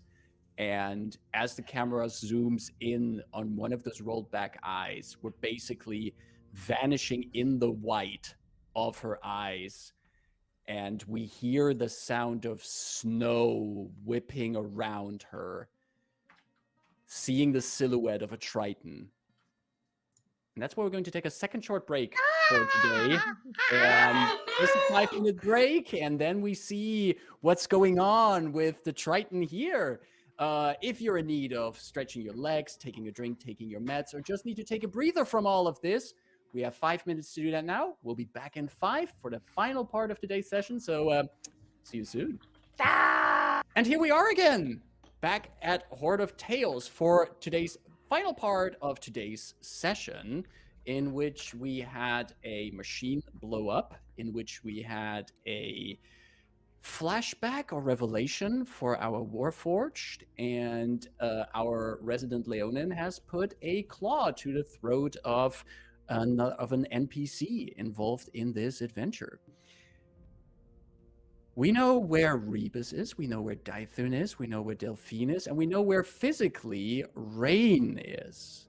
However, before our break, we transitioned in through one of her rolled back eyes into a snowy, frozen place worthy of some different music.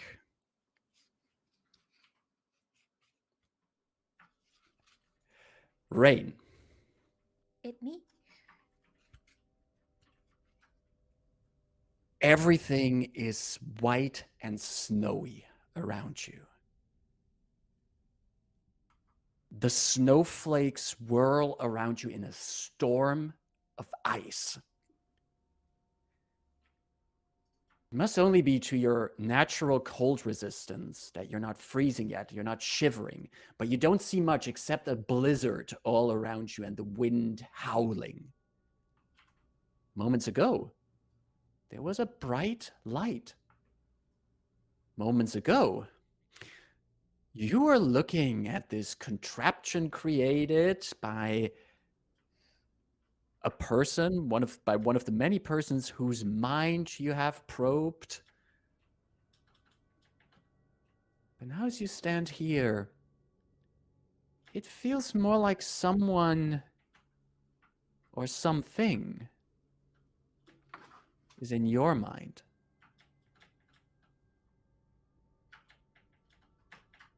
After a few moments in this blizzard, you see a figure approaching you. Silhouette of a man. A Triton. Oh no. Tall. Oh no. Muscular. Rayn is going to twirl around her staff. She's going to float up, and a la X-Men Storm starts crackling with lightning. I As you don't rise- need the facade. All of this, all of my journey was to get a one-on-one with you. You're up, levitated above the ground, lightning crackling around you. And the figure, this imitation of your brother, steps in and just smiles. The way that your brother would never smile. There's a bit of playfulness to it. Your brother can be cocky, but not with this kind of expression. But this imitation still speaks with his voice and says, "Did I make such a promise?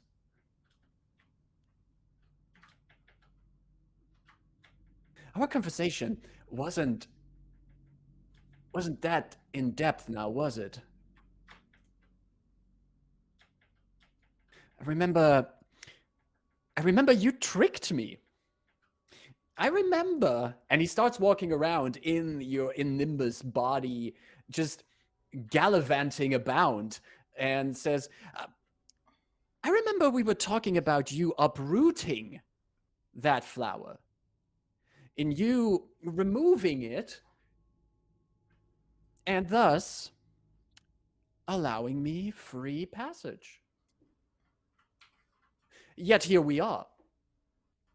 Here we are, somewhere completely different, and you are accusing me of not holding up my end of the deal?"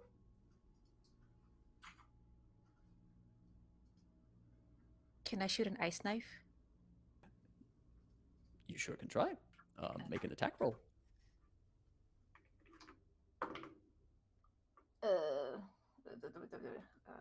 It's been a while since I've done this. Level 1 plus 6, that's going to be a total of 15. You fling that ice knife, and it crashes down right next to not Nimbus, who I think also has to then make like a dexterity saving throw to... Yes.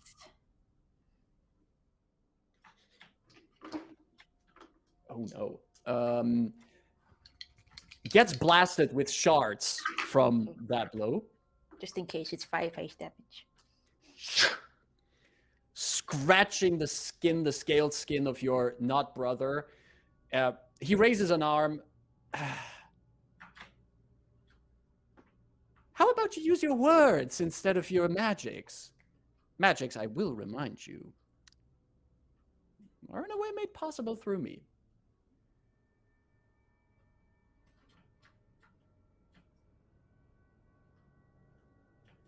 What is it you want to say? You do know I'm impatient.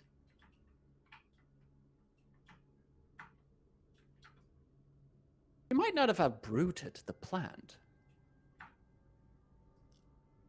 You created the crack. And whatever. For your eye, right? Yes. You know something about eyes. They're squishy, vulnerable, defenseless.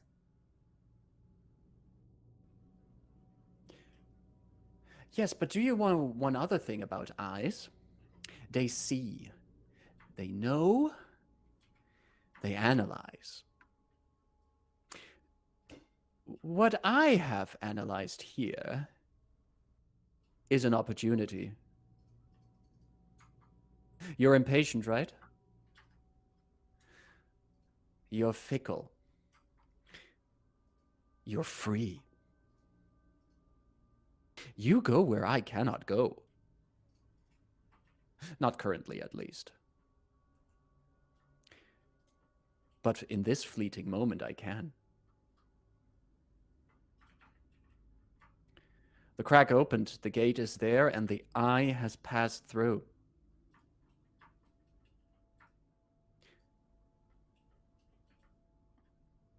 How about I come along with you and your companions? Chromatic orb, fire damage. Make an attack roll. Dirty 20. Right in the chest of your brother, and the fire splashes over him. And can you roll me quickly damage for that fire? Just That is 3d8. I did it on level 1.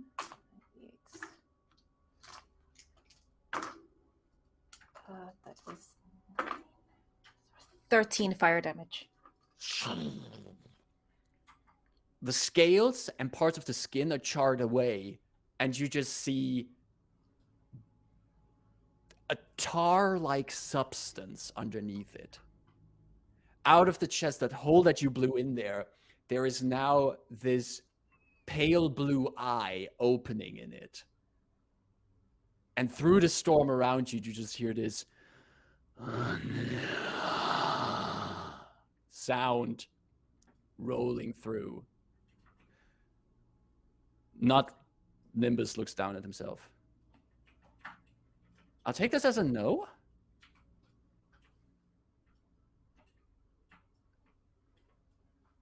My adventure is for myself.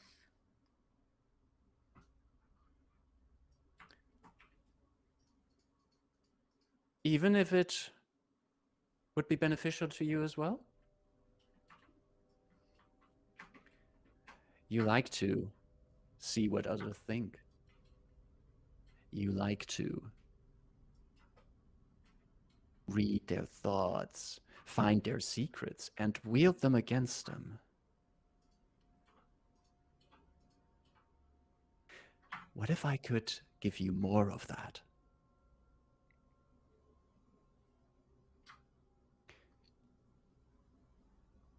What if there would be no more secrets for you? There's a problem with what you just said. You said you would give them to me. Granted, your existence and interference probably did some rewiring that wasn't expected in me. Gratitude is not the right word because, no. But from that point on, every risk I have taken, every experiment and strength has been through my own will. to that extent, you haven't given me anything, and there is nothing you can give me either.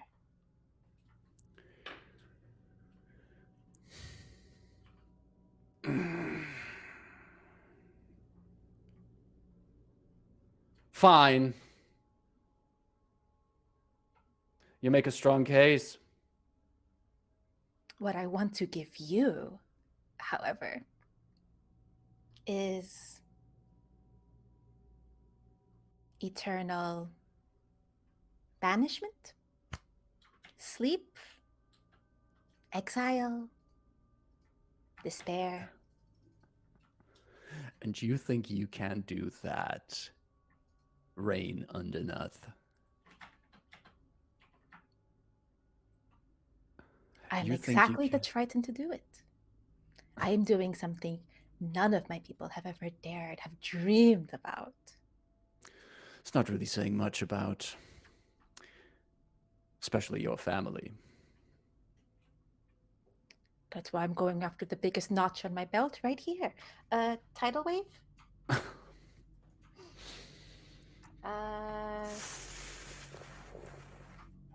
Even though we're on this like snowy place, out of nowhere, this giant wall of water, 30 feet long, 10 feet wide, just starts like a tsunami driving itself towards not Nimbus and just threatens to crash down over them.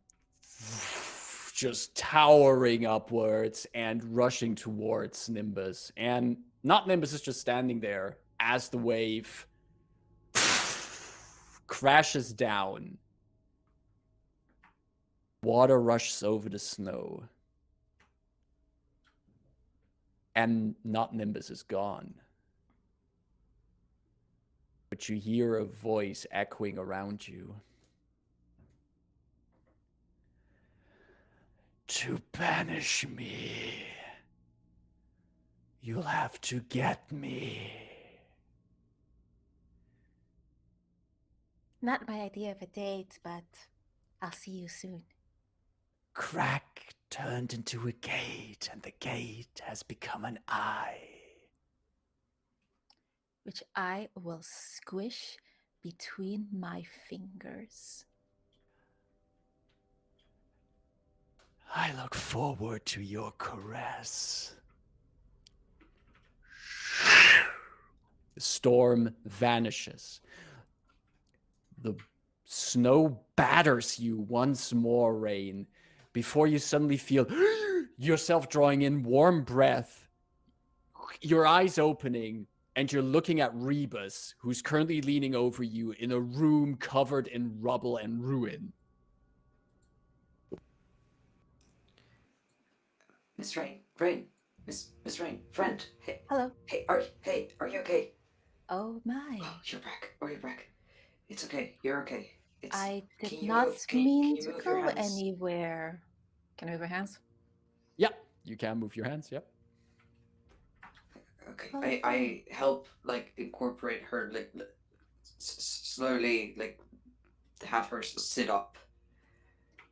Just still holding her head in case like there's some injury I haven't noticed or.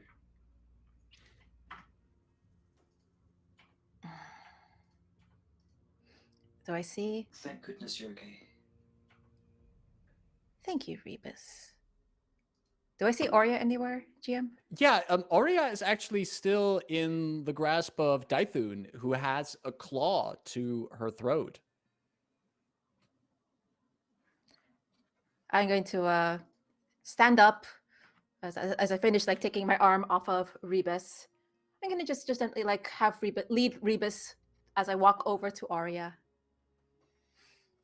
And I kneel down to Aurea with the biggest shit-eating grin, no subtle magic. I'm just looking at her like, you did all of this for that? How small-minded of you. Did she explain what she was doing? I asked to my party members. Did she admit so? Being irritatingly obstinate, actually.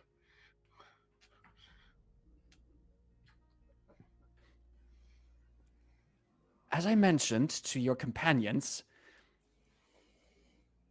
we are working on revolutionizing. Telepathically to Aurea for the first time. We do this the easy way or the hard way?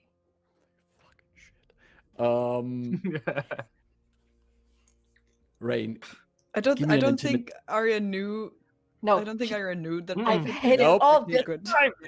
give me an intimidation check with advantage, please. Like, just imagine someone's voice suddenly projected into your head. And I'm like That's- inches Wow. away from her. Oh no, I can't imagine what that must feel like.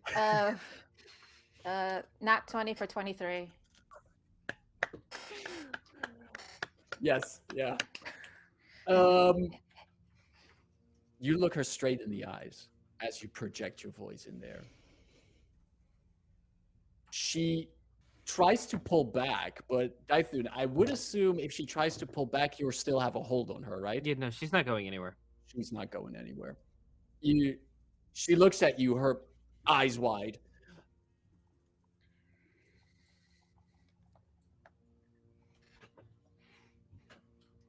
We are working on redistributing power of all kind. Detect thoughts. As Surface I just weave in front of her. Right, just really being blatant about this. Mhm. Just Spell slot spent. what level is detect thoughts? Second. You notice your magic unraveling as you cast it. You're very aware that while you were gesticulating, Aurea moved her free hand to counterspell. Ah, the hard way. Oh boy. Do it again.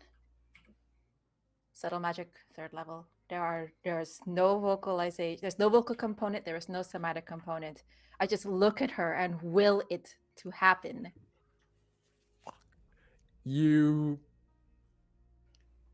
do it the hard way. Into her surface thoughts. And you just see this vision, this way this Aurea saw herself, saw how this should have gone. She sees the engine running, the machine running stable.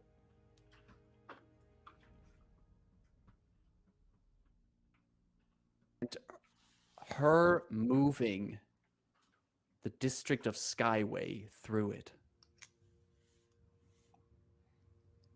Because Dythun is holding her, I'm just going to telepathically connect to Dythun and mentally transcribe what I'm saying. Mm-hmm. That's the surface thought? Yes. I'm There you going go. deeper. That's a intelligence saving I'm throw, double right? checking for you. Wisdom. Wisdom. –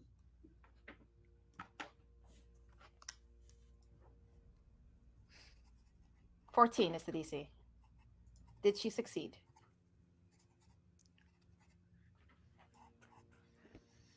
The Karo die is fulfilling its role as a drama machine.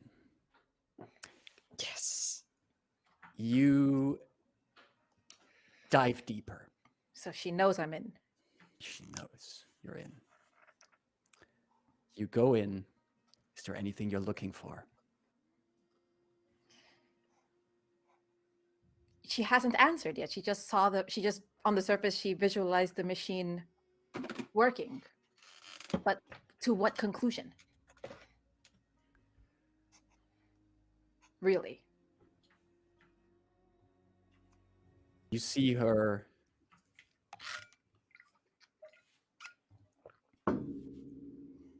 rebuilding Skyway, fortifying it. The center of it, her own forge. Then a flash, the red-haired face of Merrix the Cannith on his knees, begging for mercy.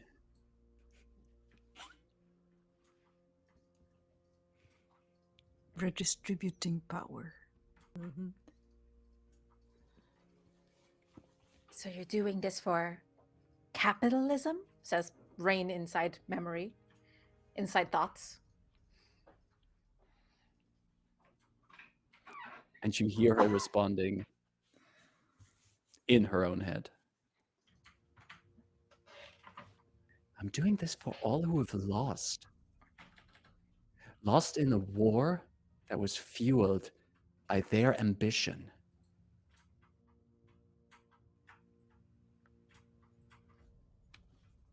Don't pretend to know better, brat.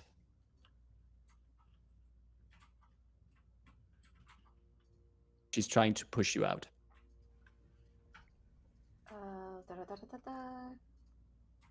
How do I prevent that from happening? Let's see. I think that was also... Another save? No, I can contest it by an Yes. intelligence check. Yeah, that was the thing. Let me double check. Second paragraph towards the end. I will make an Either way, the intelligence target... Yeah. The creature can use its action on its turn to make an intelligence check contested by your intelligence check. Okay. Okay, so contest intelligence checks. Contested intelligence check. Oh no! Oh no! Why intelligence of all things? What'd you get? What did you get? I got a 13. Is that good enough?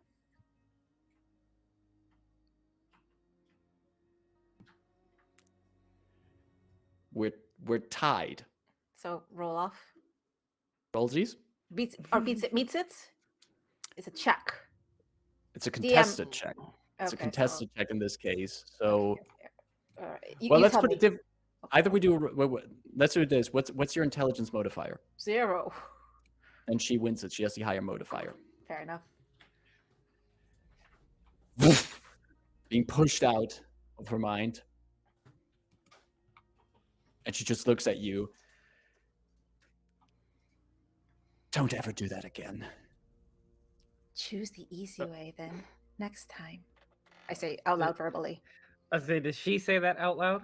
I said that out loud, and Yeah, and all this time also- Dythun heard the transcription. Yeah, no. Dythun's just like, oh, she will.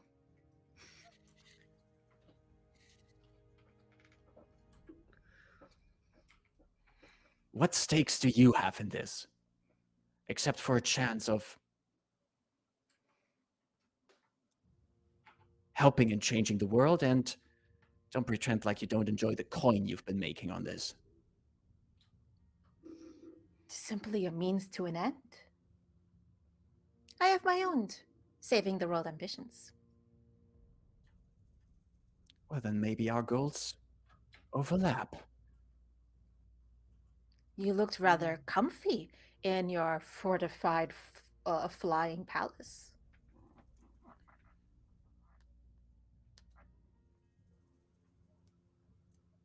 I will extend to you the same offer that I extended to your companion to talk about this in a place where I'm not having a claw at my throat. What you've witnessed here was, with all due respect, a botched trial run of the engine that is at the heart of that success. But I can assure you, if you continue working for Nigel and me to assemble the remaining pieces we need for a fully functional convergence engine, that you will have whatever it is you're looking for. Be it personal gain, be it dealing with whatever families haunt you, or just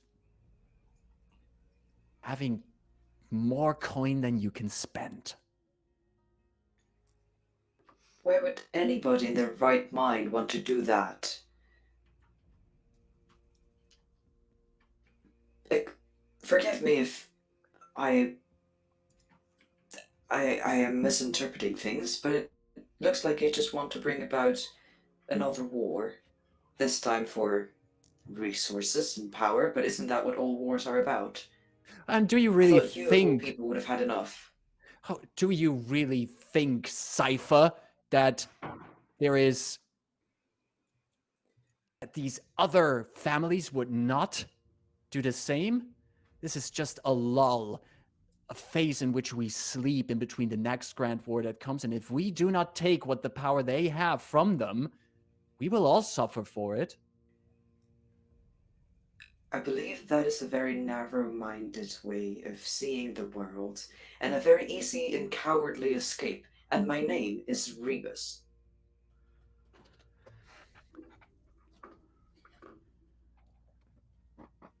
I Delphine. think it's kinda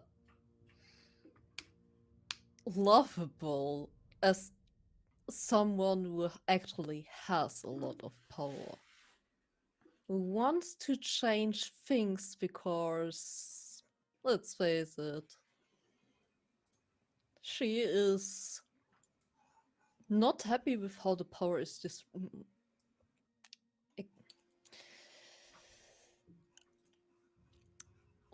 Let's say.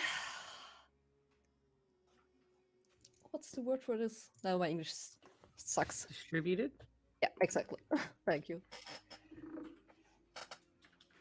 The pain of not native English speaker. So, and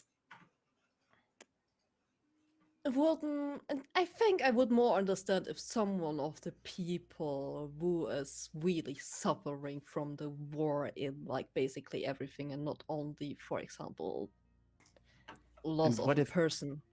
And what if all of this will lead to the people being free?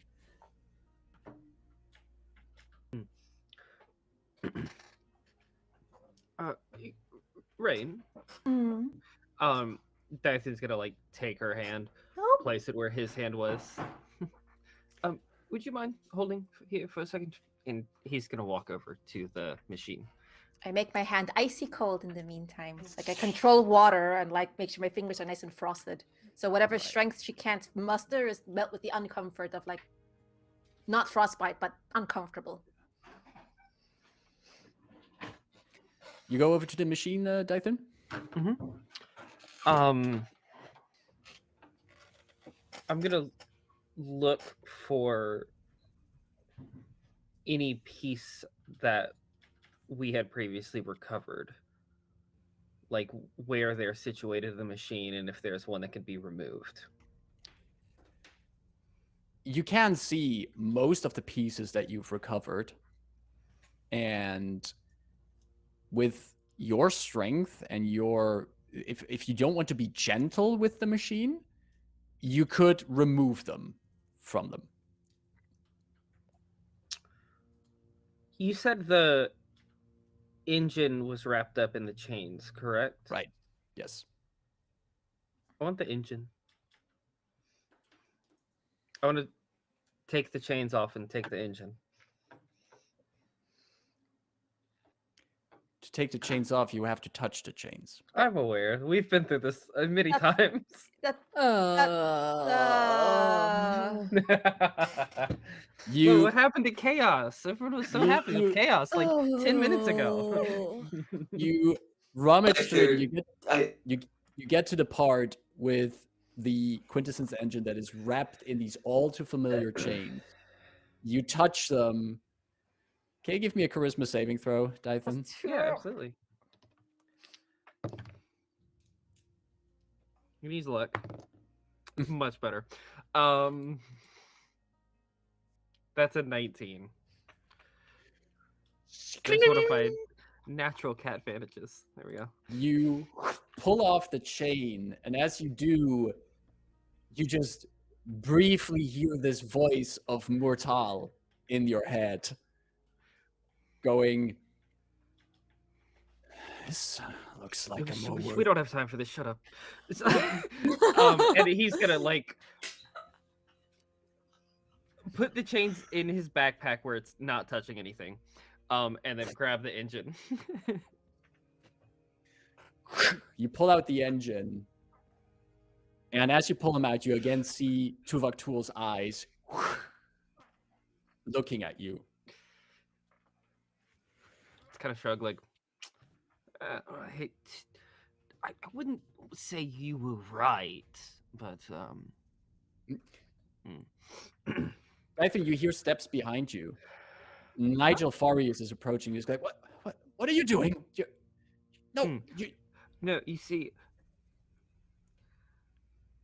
I think we need to come to a little bit more of an understanding of you need us and you need these things, and maybe if you could come up with a device that actually would help people and not a person, maybe we could talk about you having these back. Is that unreasonable to ask?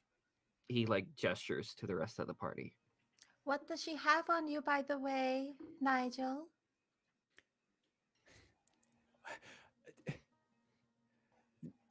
And before he can answer, she just says, he's in my debt. That's all you need to know. Oh, that's all.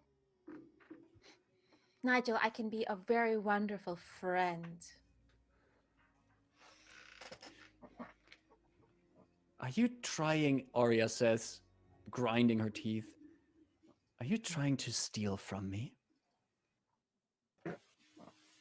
As far as I know, you can't steal people. Pretty sure they made that illegal a really long time ago, actually.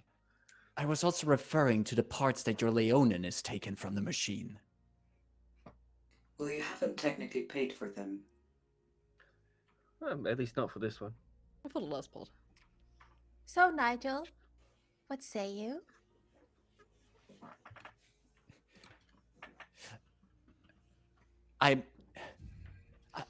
You must understand, Nigel says.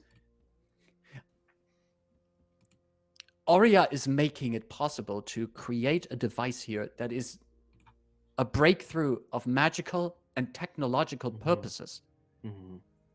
What we put together here is a force for good, though you might not see it at this moment. All that I actually see here is that changing the power system that is currently existing, because as a reminder, we just had a fucking war where people who had a lot of power fought for this power.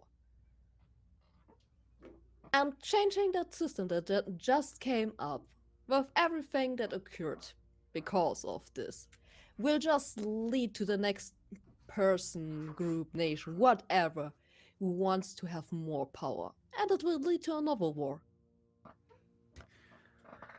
Delphine, what if someone wants to use that power to win a war in a single stroke? A war that's already going on?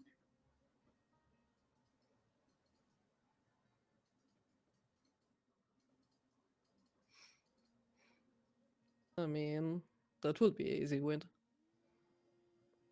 Well, nothing about this journey with all of you has been easy so far. You know, Mr. Niles Fraser, what is it? What do you think it is she's trying to accomplish? What vision of hers has she shared with you?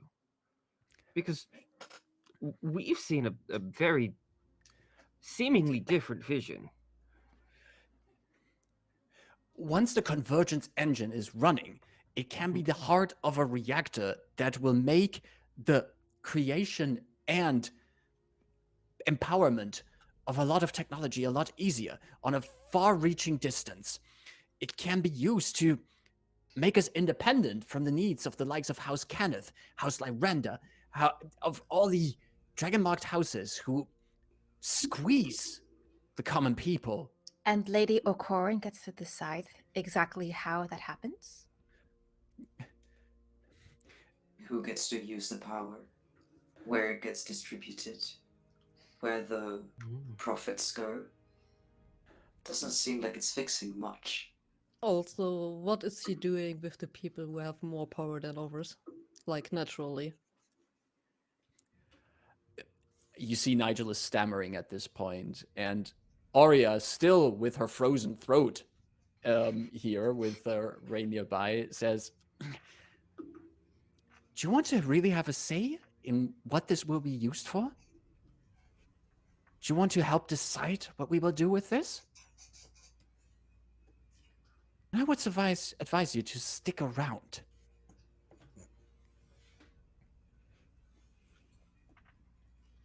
Because if you don't,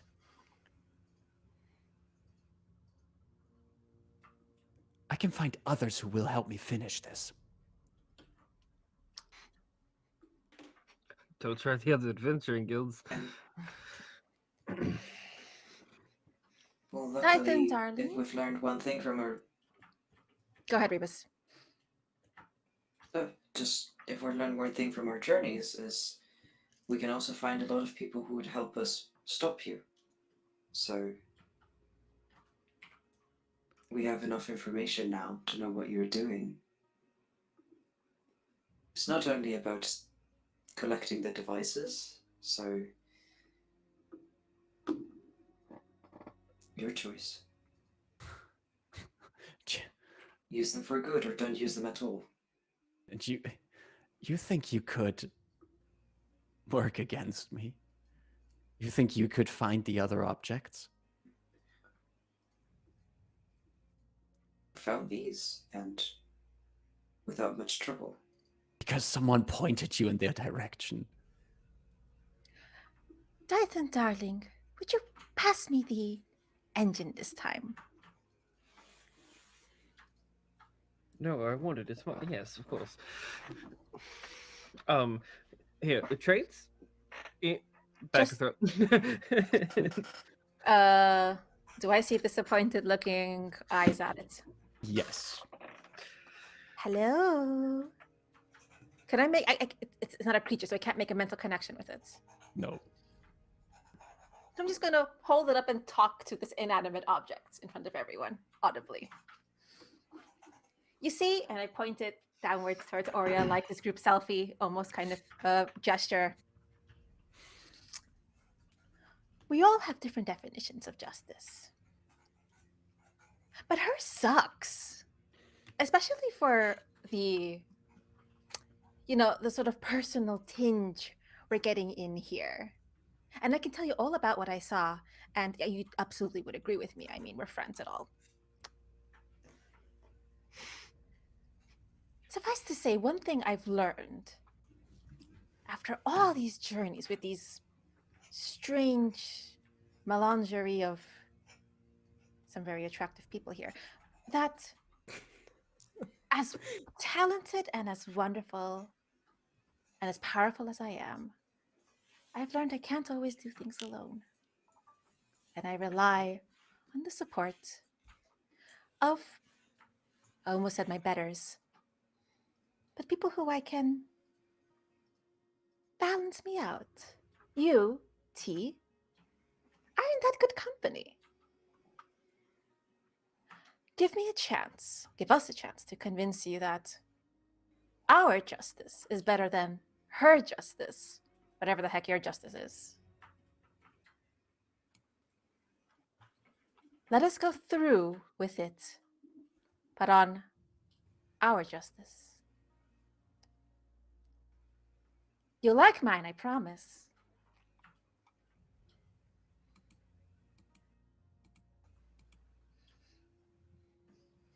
I turned up the quintessence engine, just kind of like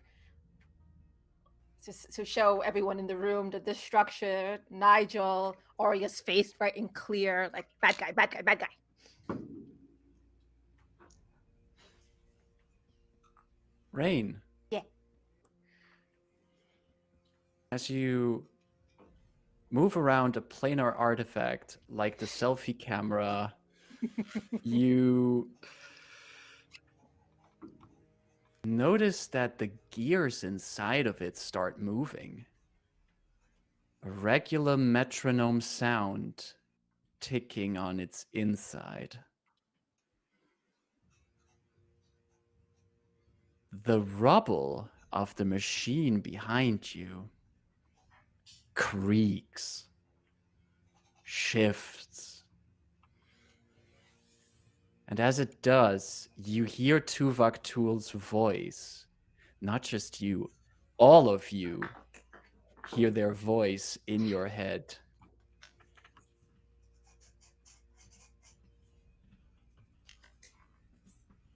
I have warned you against the use of the Quintessence engine in this way.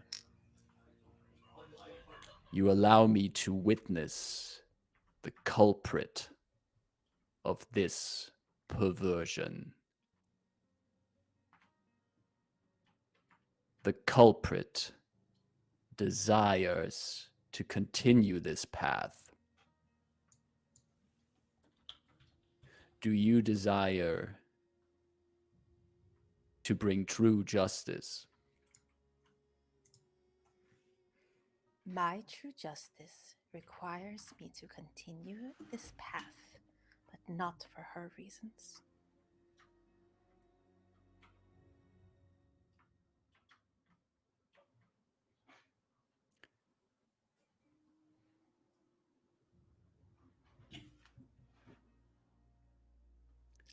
Rayn also looks around at the other party members to see if they want to answer T.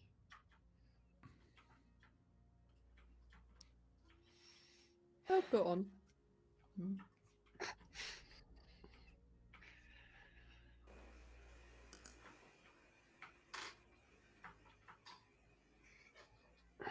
I can provide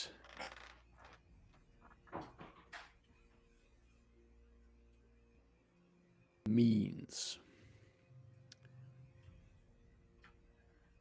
to work against this folly.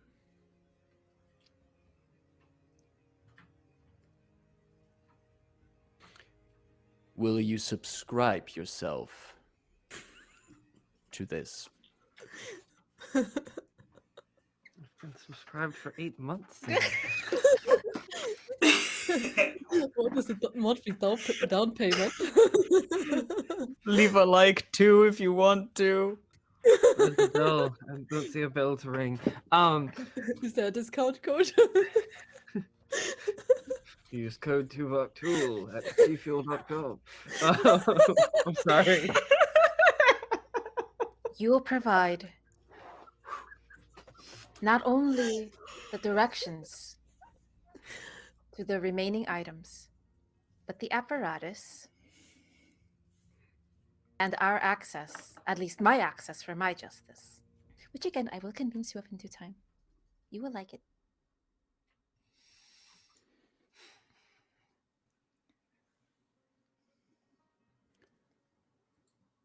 I desire to convene in person about this. I will provide you with directions. You shall be my justicars. So, like, do we need to go back there, or are you gonna come here? You shall know where to go. Okay. Leave this place of injustice.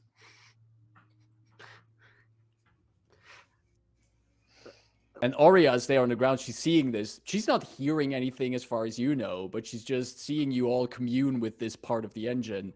And she just says, "You will regret this." I'm going over to Aurea, kneeling before her. So far, I've never regretted anything in my life. That would be my first. Isn't it fun? Then I put my hand down on her shoulder and like giving her 10 health points. You know, just so that we are on a more or less equal level. At least our morals are a bit higher standard than yours. Then I go up again. Nice. Delphine, I love you. Just, mwah.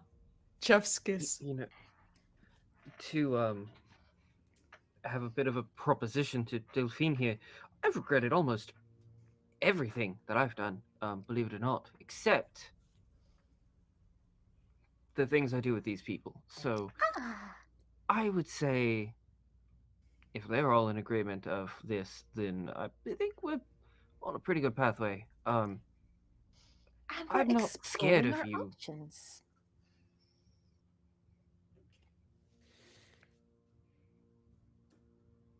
I will continue my work. And if whatever you're doing is in the way of my work,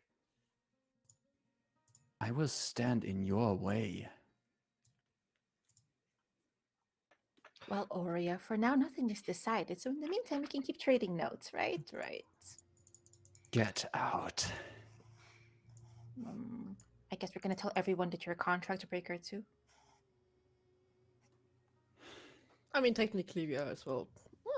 So we are even. Oh, that is also a way to consider balance and fairness. She just frowns at the lot of you. Do we take the rest of the shit, guys? I'll leave it there. Just for fairness. Make Just it a fun race. For reference, you have the chains in your bag and you have the quintessence engine. She's got 2. We've got 2. I think No, they've got 3. we've got 3. They have But we 3. also have like now right. we have a one. helper from another plane. Is that mental connection still up with Dythun? As far as you know, it is, yes. As in Dythun to Rayn? Sure. This has been a long 3 minutes, but in game time, I think that's okay. Oh, okay.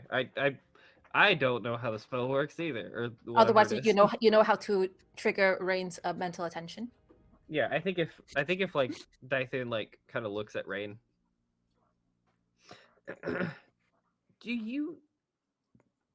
Should we take the pedal at least as well, or do you Actually, I want was that going to around? say I would walk towards the machine, and of the things that I could reach, I will take the petal because I do not trust these people with Are an you access to an entity. reaching for the This- petal? Can Dythun see this? Yes. Because as Dythun asked mentally to Okay. Rayn, Rayn will respond, that is such a double-edged sword. Before people do things they might regret, you, Rebus, you go to the part where you saw the petal, and there's only molten snow there.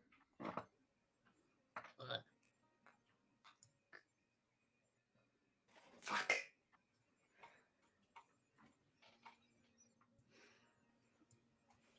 I don't see it anywhere. It's not anywhere you can find.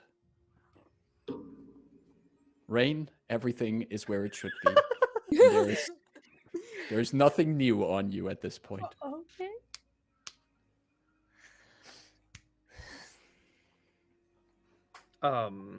Okay, then. Do we have everything we need? Can we go? Come on, peeps. I have a name to ruin. Sure. Dythun is Nigel. gonna Delphine.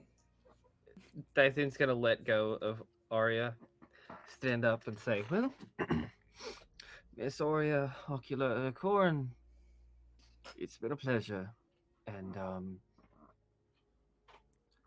I look forward to you trying to stand in our way. Be fun." And he's going to turn and walk away. Together with the rest of your companions. Rayn waves at Nigel. Nigel, we could still be friends, you know. Who knows what sort of better working arrangements we might have. One that doesn't cause you to be so indebted and look with such sad eyes towards her. My goodness. Before we leave, or like Rebus will be like, I'll be the last one to exit, and as I don't know if there's like a door that can still be closed. It's probably just rubble, but as we get out of her vision or visual field, I'll just turn and say, "Oh, and honestly, my deepest condolences for Carson and Darius." And I leave. That hurts.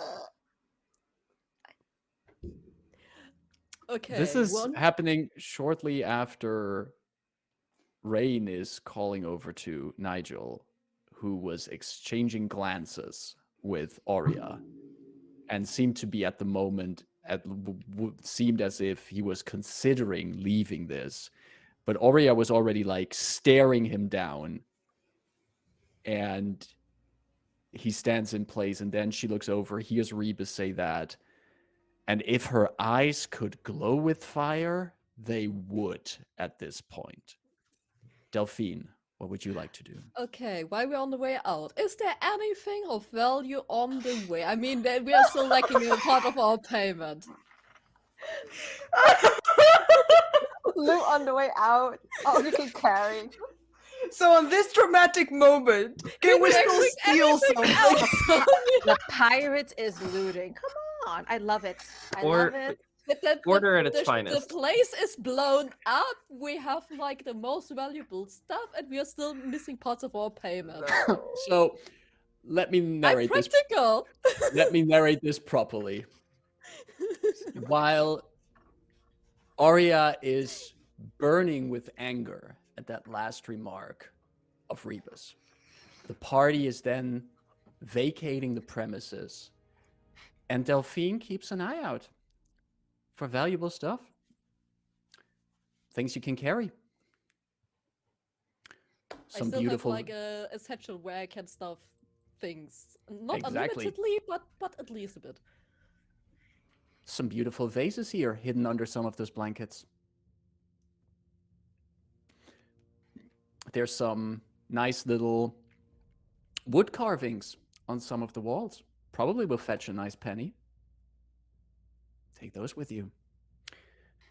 There's some silver and gold cutlery in some of the drawers. Oh, that's more valuable. You can have it with you. And you actually, on your way out, you come through the salon, and there's a mini bar there with a lot of very expensive looking liquor. That is for personal use, not to sell.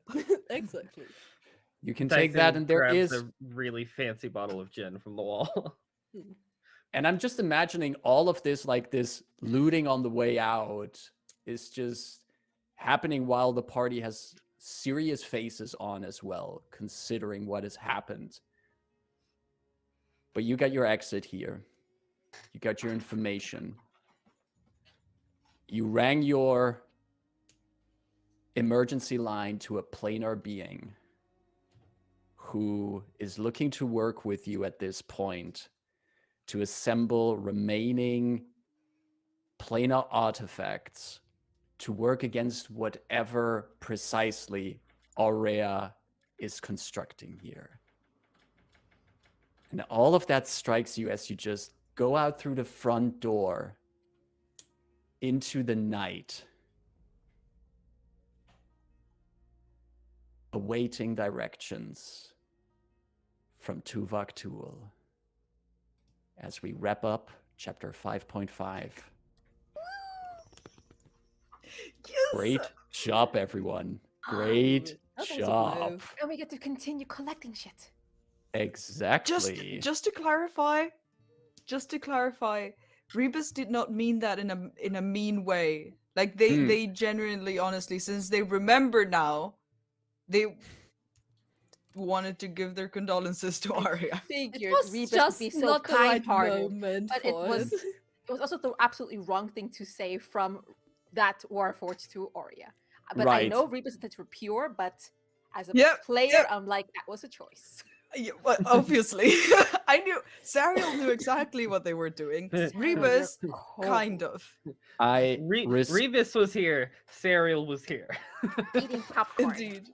I want to thank you as players for making an effort of also still having a good hook on continuing to find the remaining items. This is a very interesting hook. This is, you basically change to a different kind of like adventuring patron in that regard. Again. This will continue based on the remaining adventures of the Convergence Manifesto. I will have to do some rewriting, but this is a really cool tip. I tip my hat to all of you for making this possible and working together here. This I am is so going to be glad. great. I just I'm want to so remind glad you we get- people, we're Sorry, not go getting ahead. paid for that second part. Marcus We'll will be tell us later fine. what Not the value on- of the we'll loot not- was. We'll be fine. Yeah, until the point where we can't buy any health potions or anything anymore. We'll be fine. We don't use them anyway. Maybe Tuuvaktuul has a trust fund. Exactly. I hope it's large enough. I am so excited and so happy that we get to be on Tuuvaktuul's side. But that's just me. I'd rather have them as a friend than as an enemy, you know? As flawed as they are, just I wonder Enemies who- to friends is such a fun dynamic.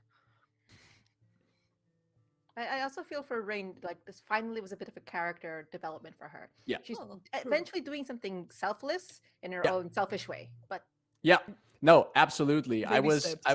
I was really curious when prepping the session if Rayn would take that offer or not. And I'm happy to see how that turned out. would that have been like a level in Warlock or something? I guess we'll never know. No, this was really great. Thanks all of you for wrapping this up in such a cool way, and I'm already looking forward to the 6th chapter of this campaign. But as we do in between chapters, we will take a week off then next week, so I can prepare also to give you guys a nice proper launch into chapter 6.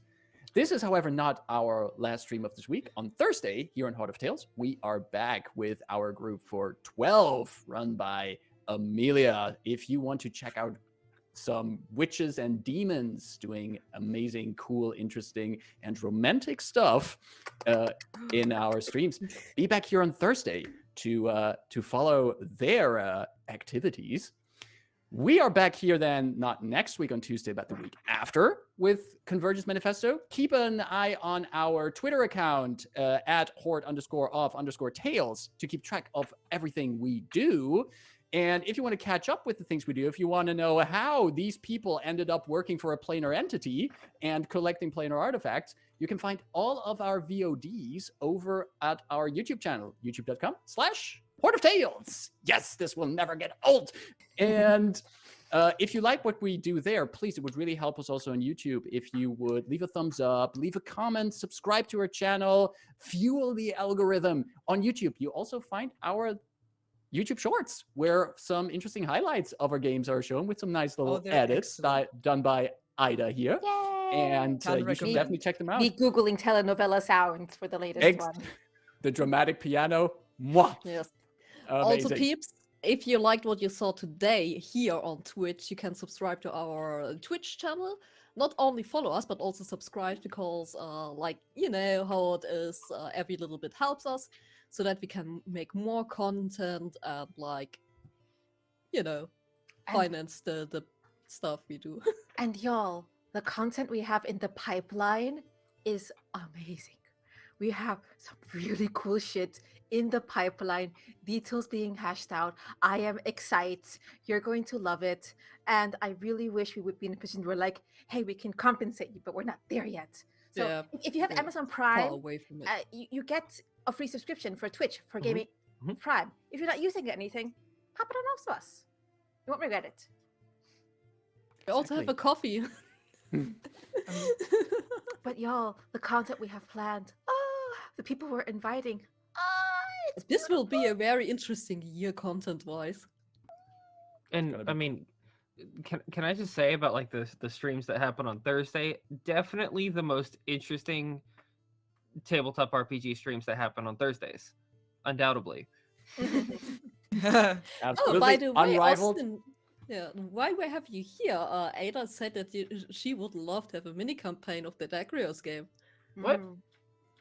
Well, not Oh, just me, she- but your table, the Uh-huh. audience. So, as you can tell, there's a lot of great stuff coming on here. You should keep an eye on Horde of Tales because we're just getting started. Anything else that's going on with anyone else? I'm just going to quickly go around the table. Serial, anything happening on your end the coming weeks? Not really, no. Working on my own stuff, as always. That's Where That's can also people good. find your stuff, Sariel? Because they want to see your Oh, talented work. find me on all social media. Like, honestly, try a social media, put in Serial Snow Wings. There's a high chance I'll be on there. You'll find something that I've done. It's all really good. exactly Thank you. awesome. You're all very kind. Ida, what are you up to? If you didn't catch the Aliens RPG one shot I did last week with Manipot Studios, oh my god, there were face huggers, there was death, there was communism, there was secret agents, there was a major who shot everything but couldn't land a single bullet. Catch their VOD at twitch.tv/Manipot Studios. Amazing table. This Saturday I will resume. Last week we had to cancel because Gremlins. Our Brinkwood campaign on twitch.tv/Balrog1911. So that'll be really, really cool. We're going to kick some vampire ass. And if you follow me on the Twitter, on the in the pan with underscores, I recently tweeted a list that a friend and I are compiling of BIMPOC TTRPG creatives who are specifically located in the EU and UK time zones, because we have a lot of amazing diverse community here, and one of the diversities I think we really need to see more is racial diversity. There's diaspora, there are amazing communities, and I think in particular EU, UK, AP channels need to step up the diversification. So follow that list, invite the amazing talent that we have here on Horror of Tales as well. Make them part of your family. You will regret it. They're amazing, amazing people, and they deserve to be uplifted. And if you want to see an example of an amazing table that shows all of that, you should also go to Manipot Studios and check out their Space Flicks and Chill game that was on last night. Amazing group there to also see. Also posted the link to the list that Ida is putting together in the chat, so absolutely check them out. They were also in the Dagrios game. You saw them here first. Alrighty. Anything else on your end, Ida? Nope, that's me. Awesome. Austin, anything happening on your end? Not nearly anything as cool as that. But I am trying to get in the works of streaming again on my own channel. Hopefully, maybe soon. But that's about all I got. And who knows, maybe planning a mini campaign. Awesome. But at least we should, for sure we'll have you back here once we start chapter 6 of this campaign in 2 weeks. All right. And finally, Caro, what's happening on your end? Currently there's not that much up, because like there's always a lot up in the private things.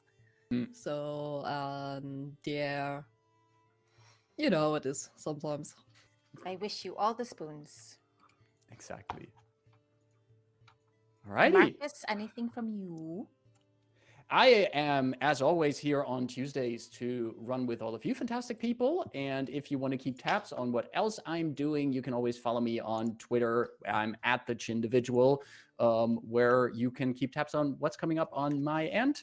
There's some things brewing for February of our Manipot Studios. I hope to be able to share more details soon about that. But for the rest, you can always find me here. Either I'm running games or I'm in the background making sure people run awesome games on this channel. And that's it for me. Well then. Is there anyone we can raid? Oh, you know who's streaming? Kaz the DM. Or what's up, Austin? I was going to say, I can't remember if we said this earlier, but we have the Discord link down there. Lots of fun things happen in the Discord. Mhm. For example, in the general chat, Serial just shared some of the doodlings that they've been doing, and I love it so much.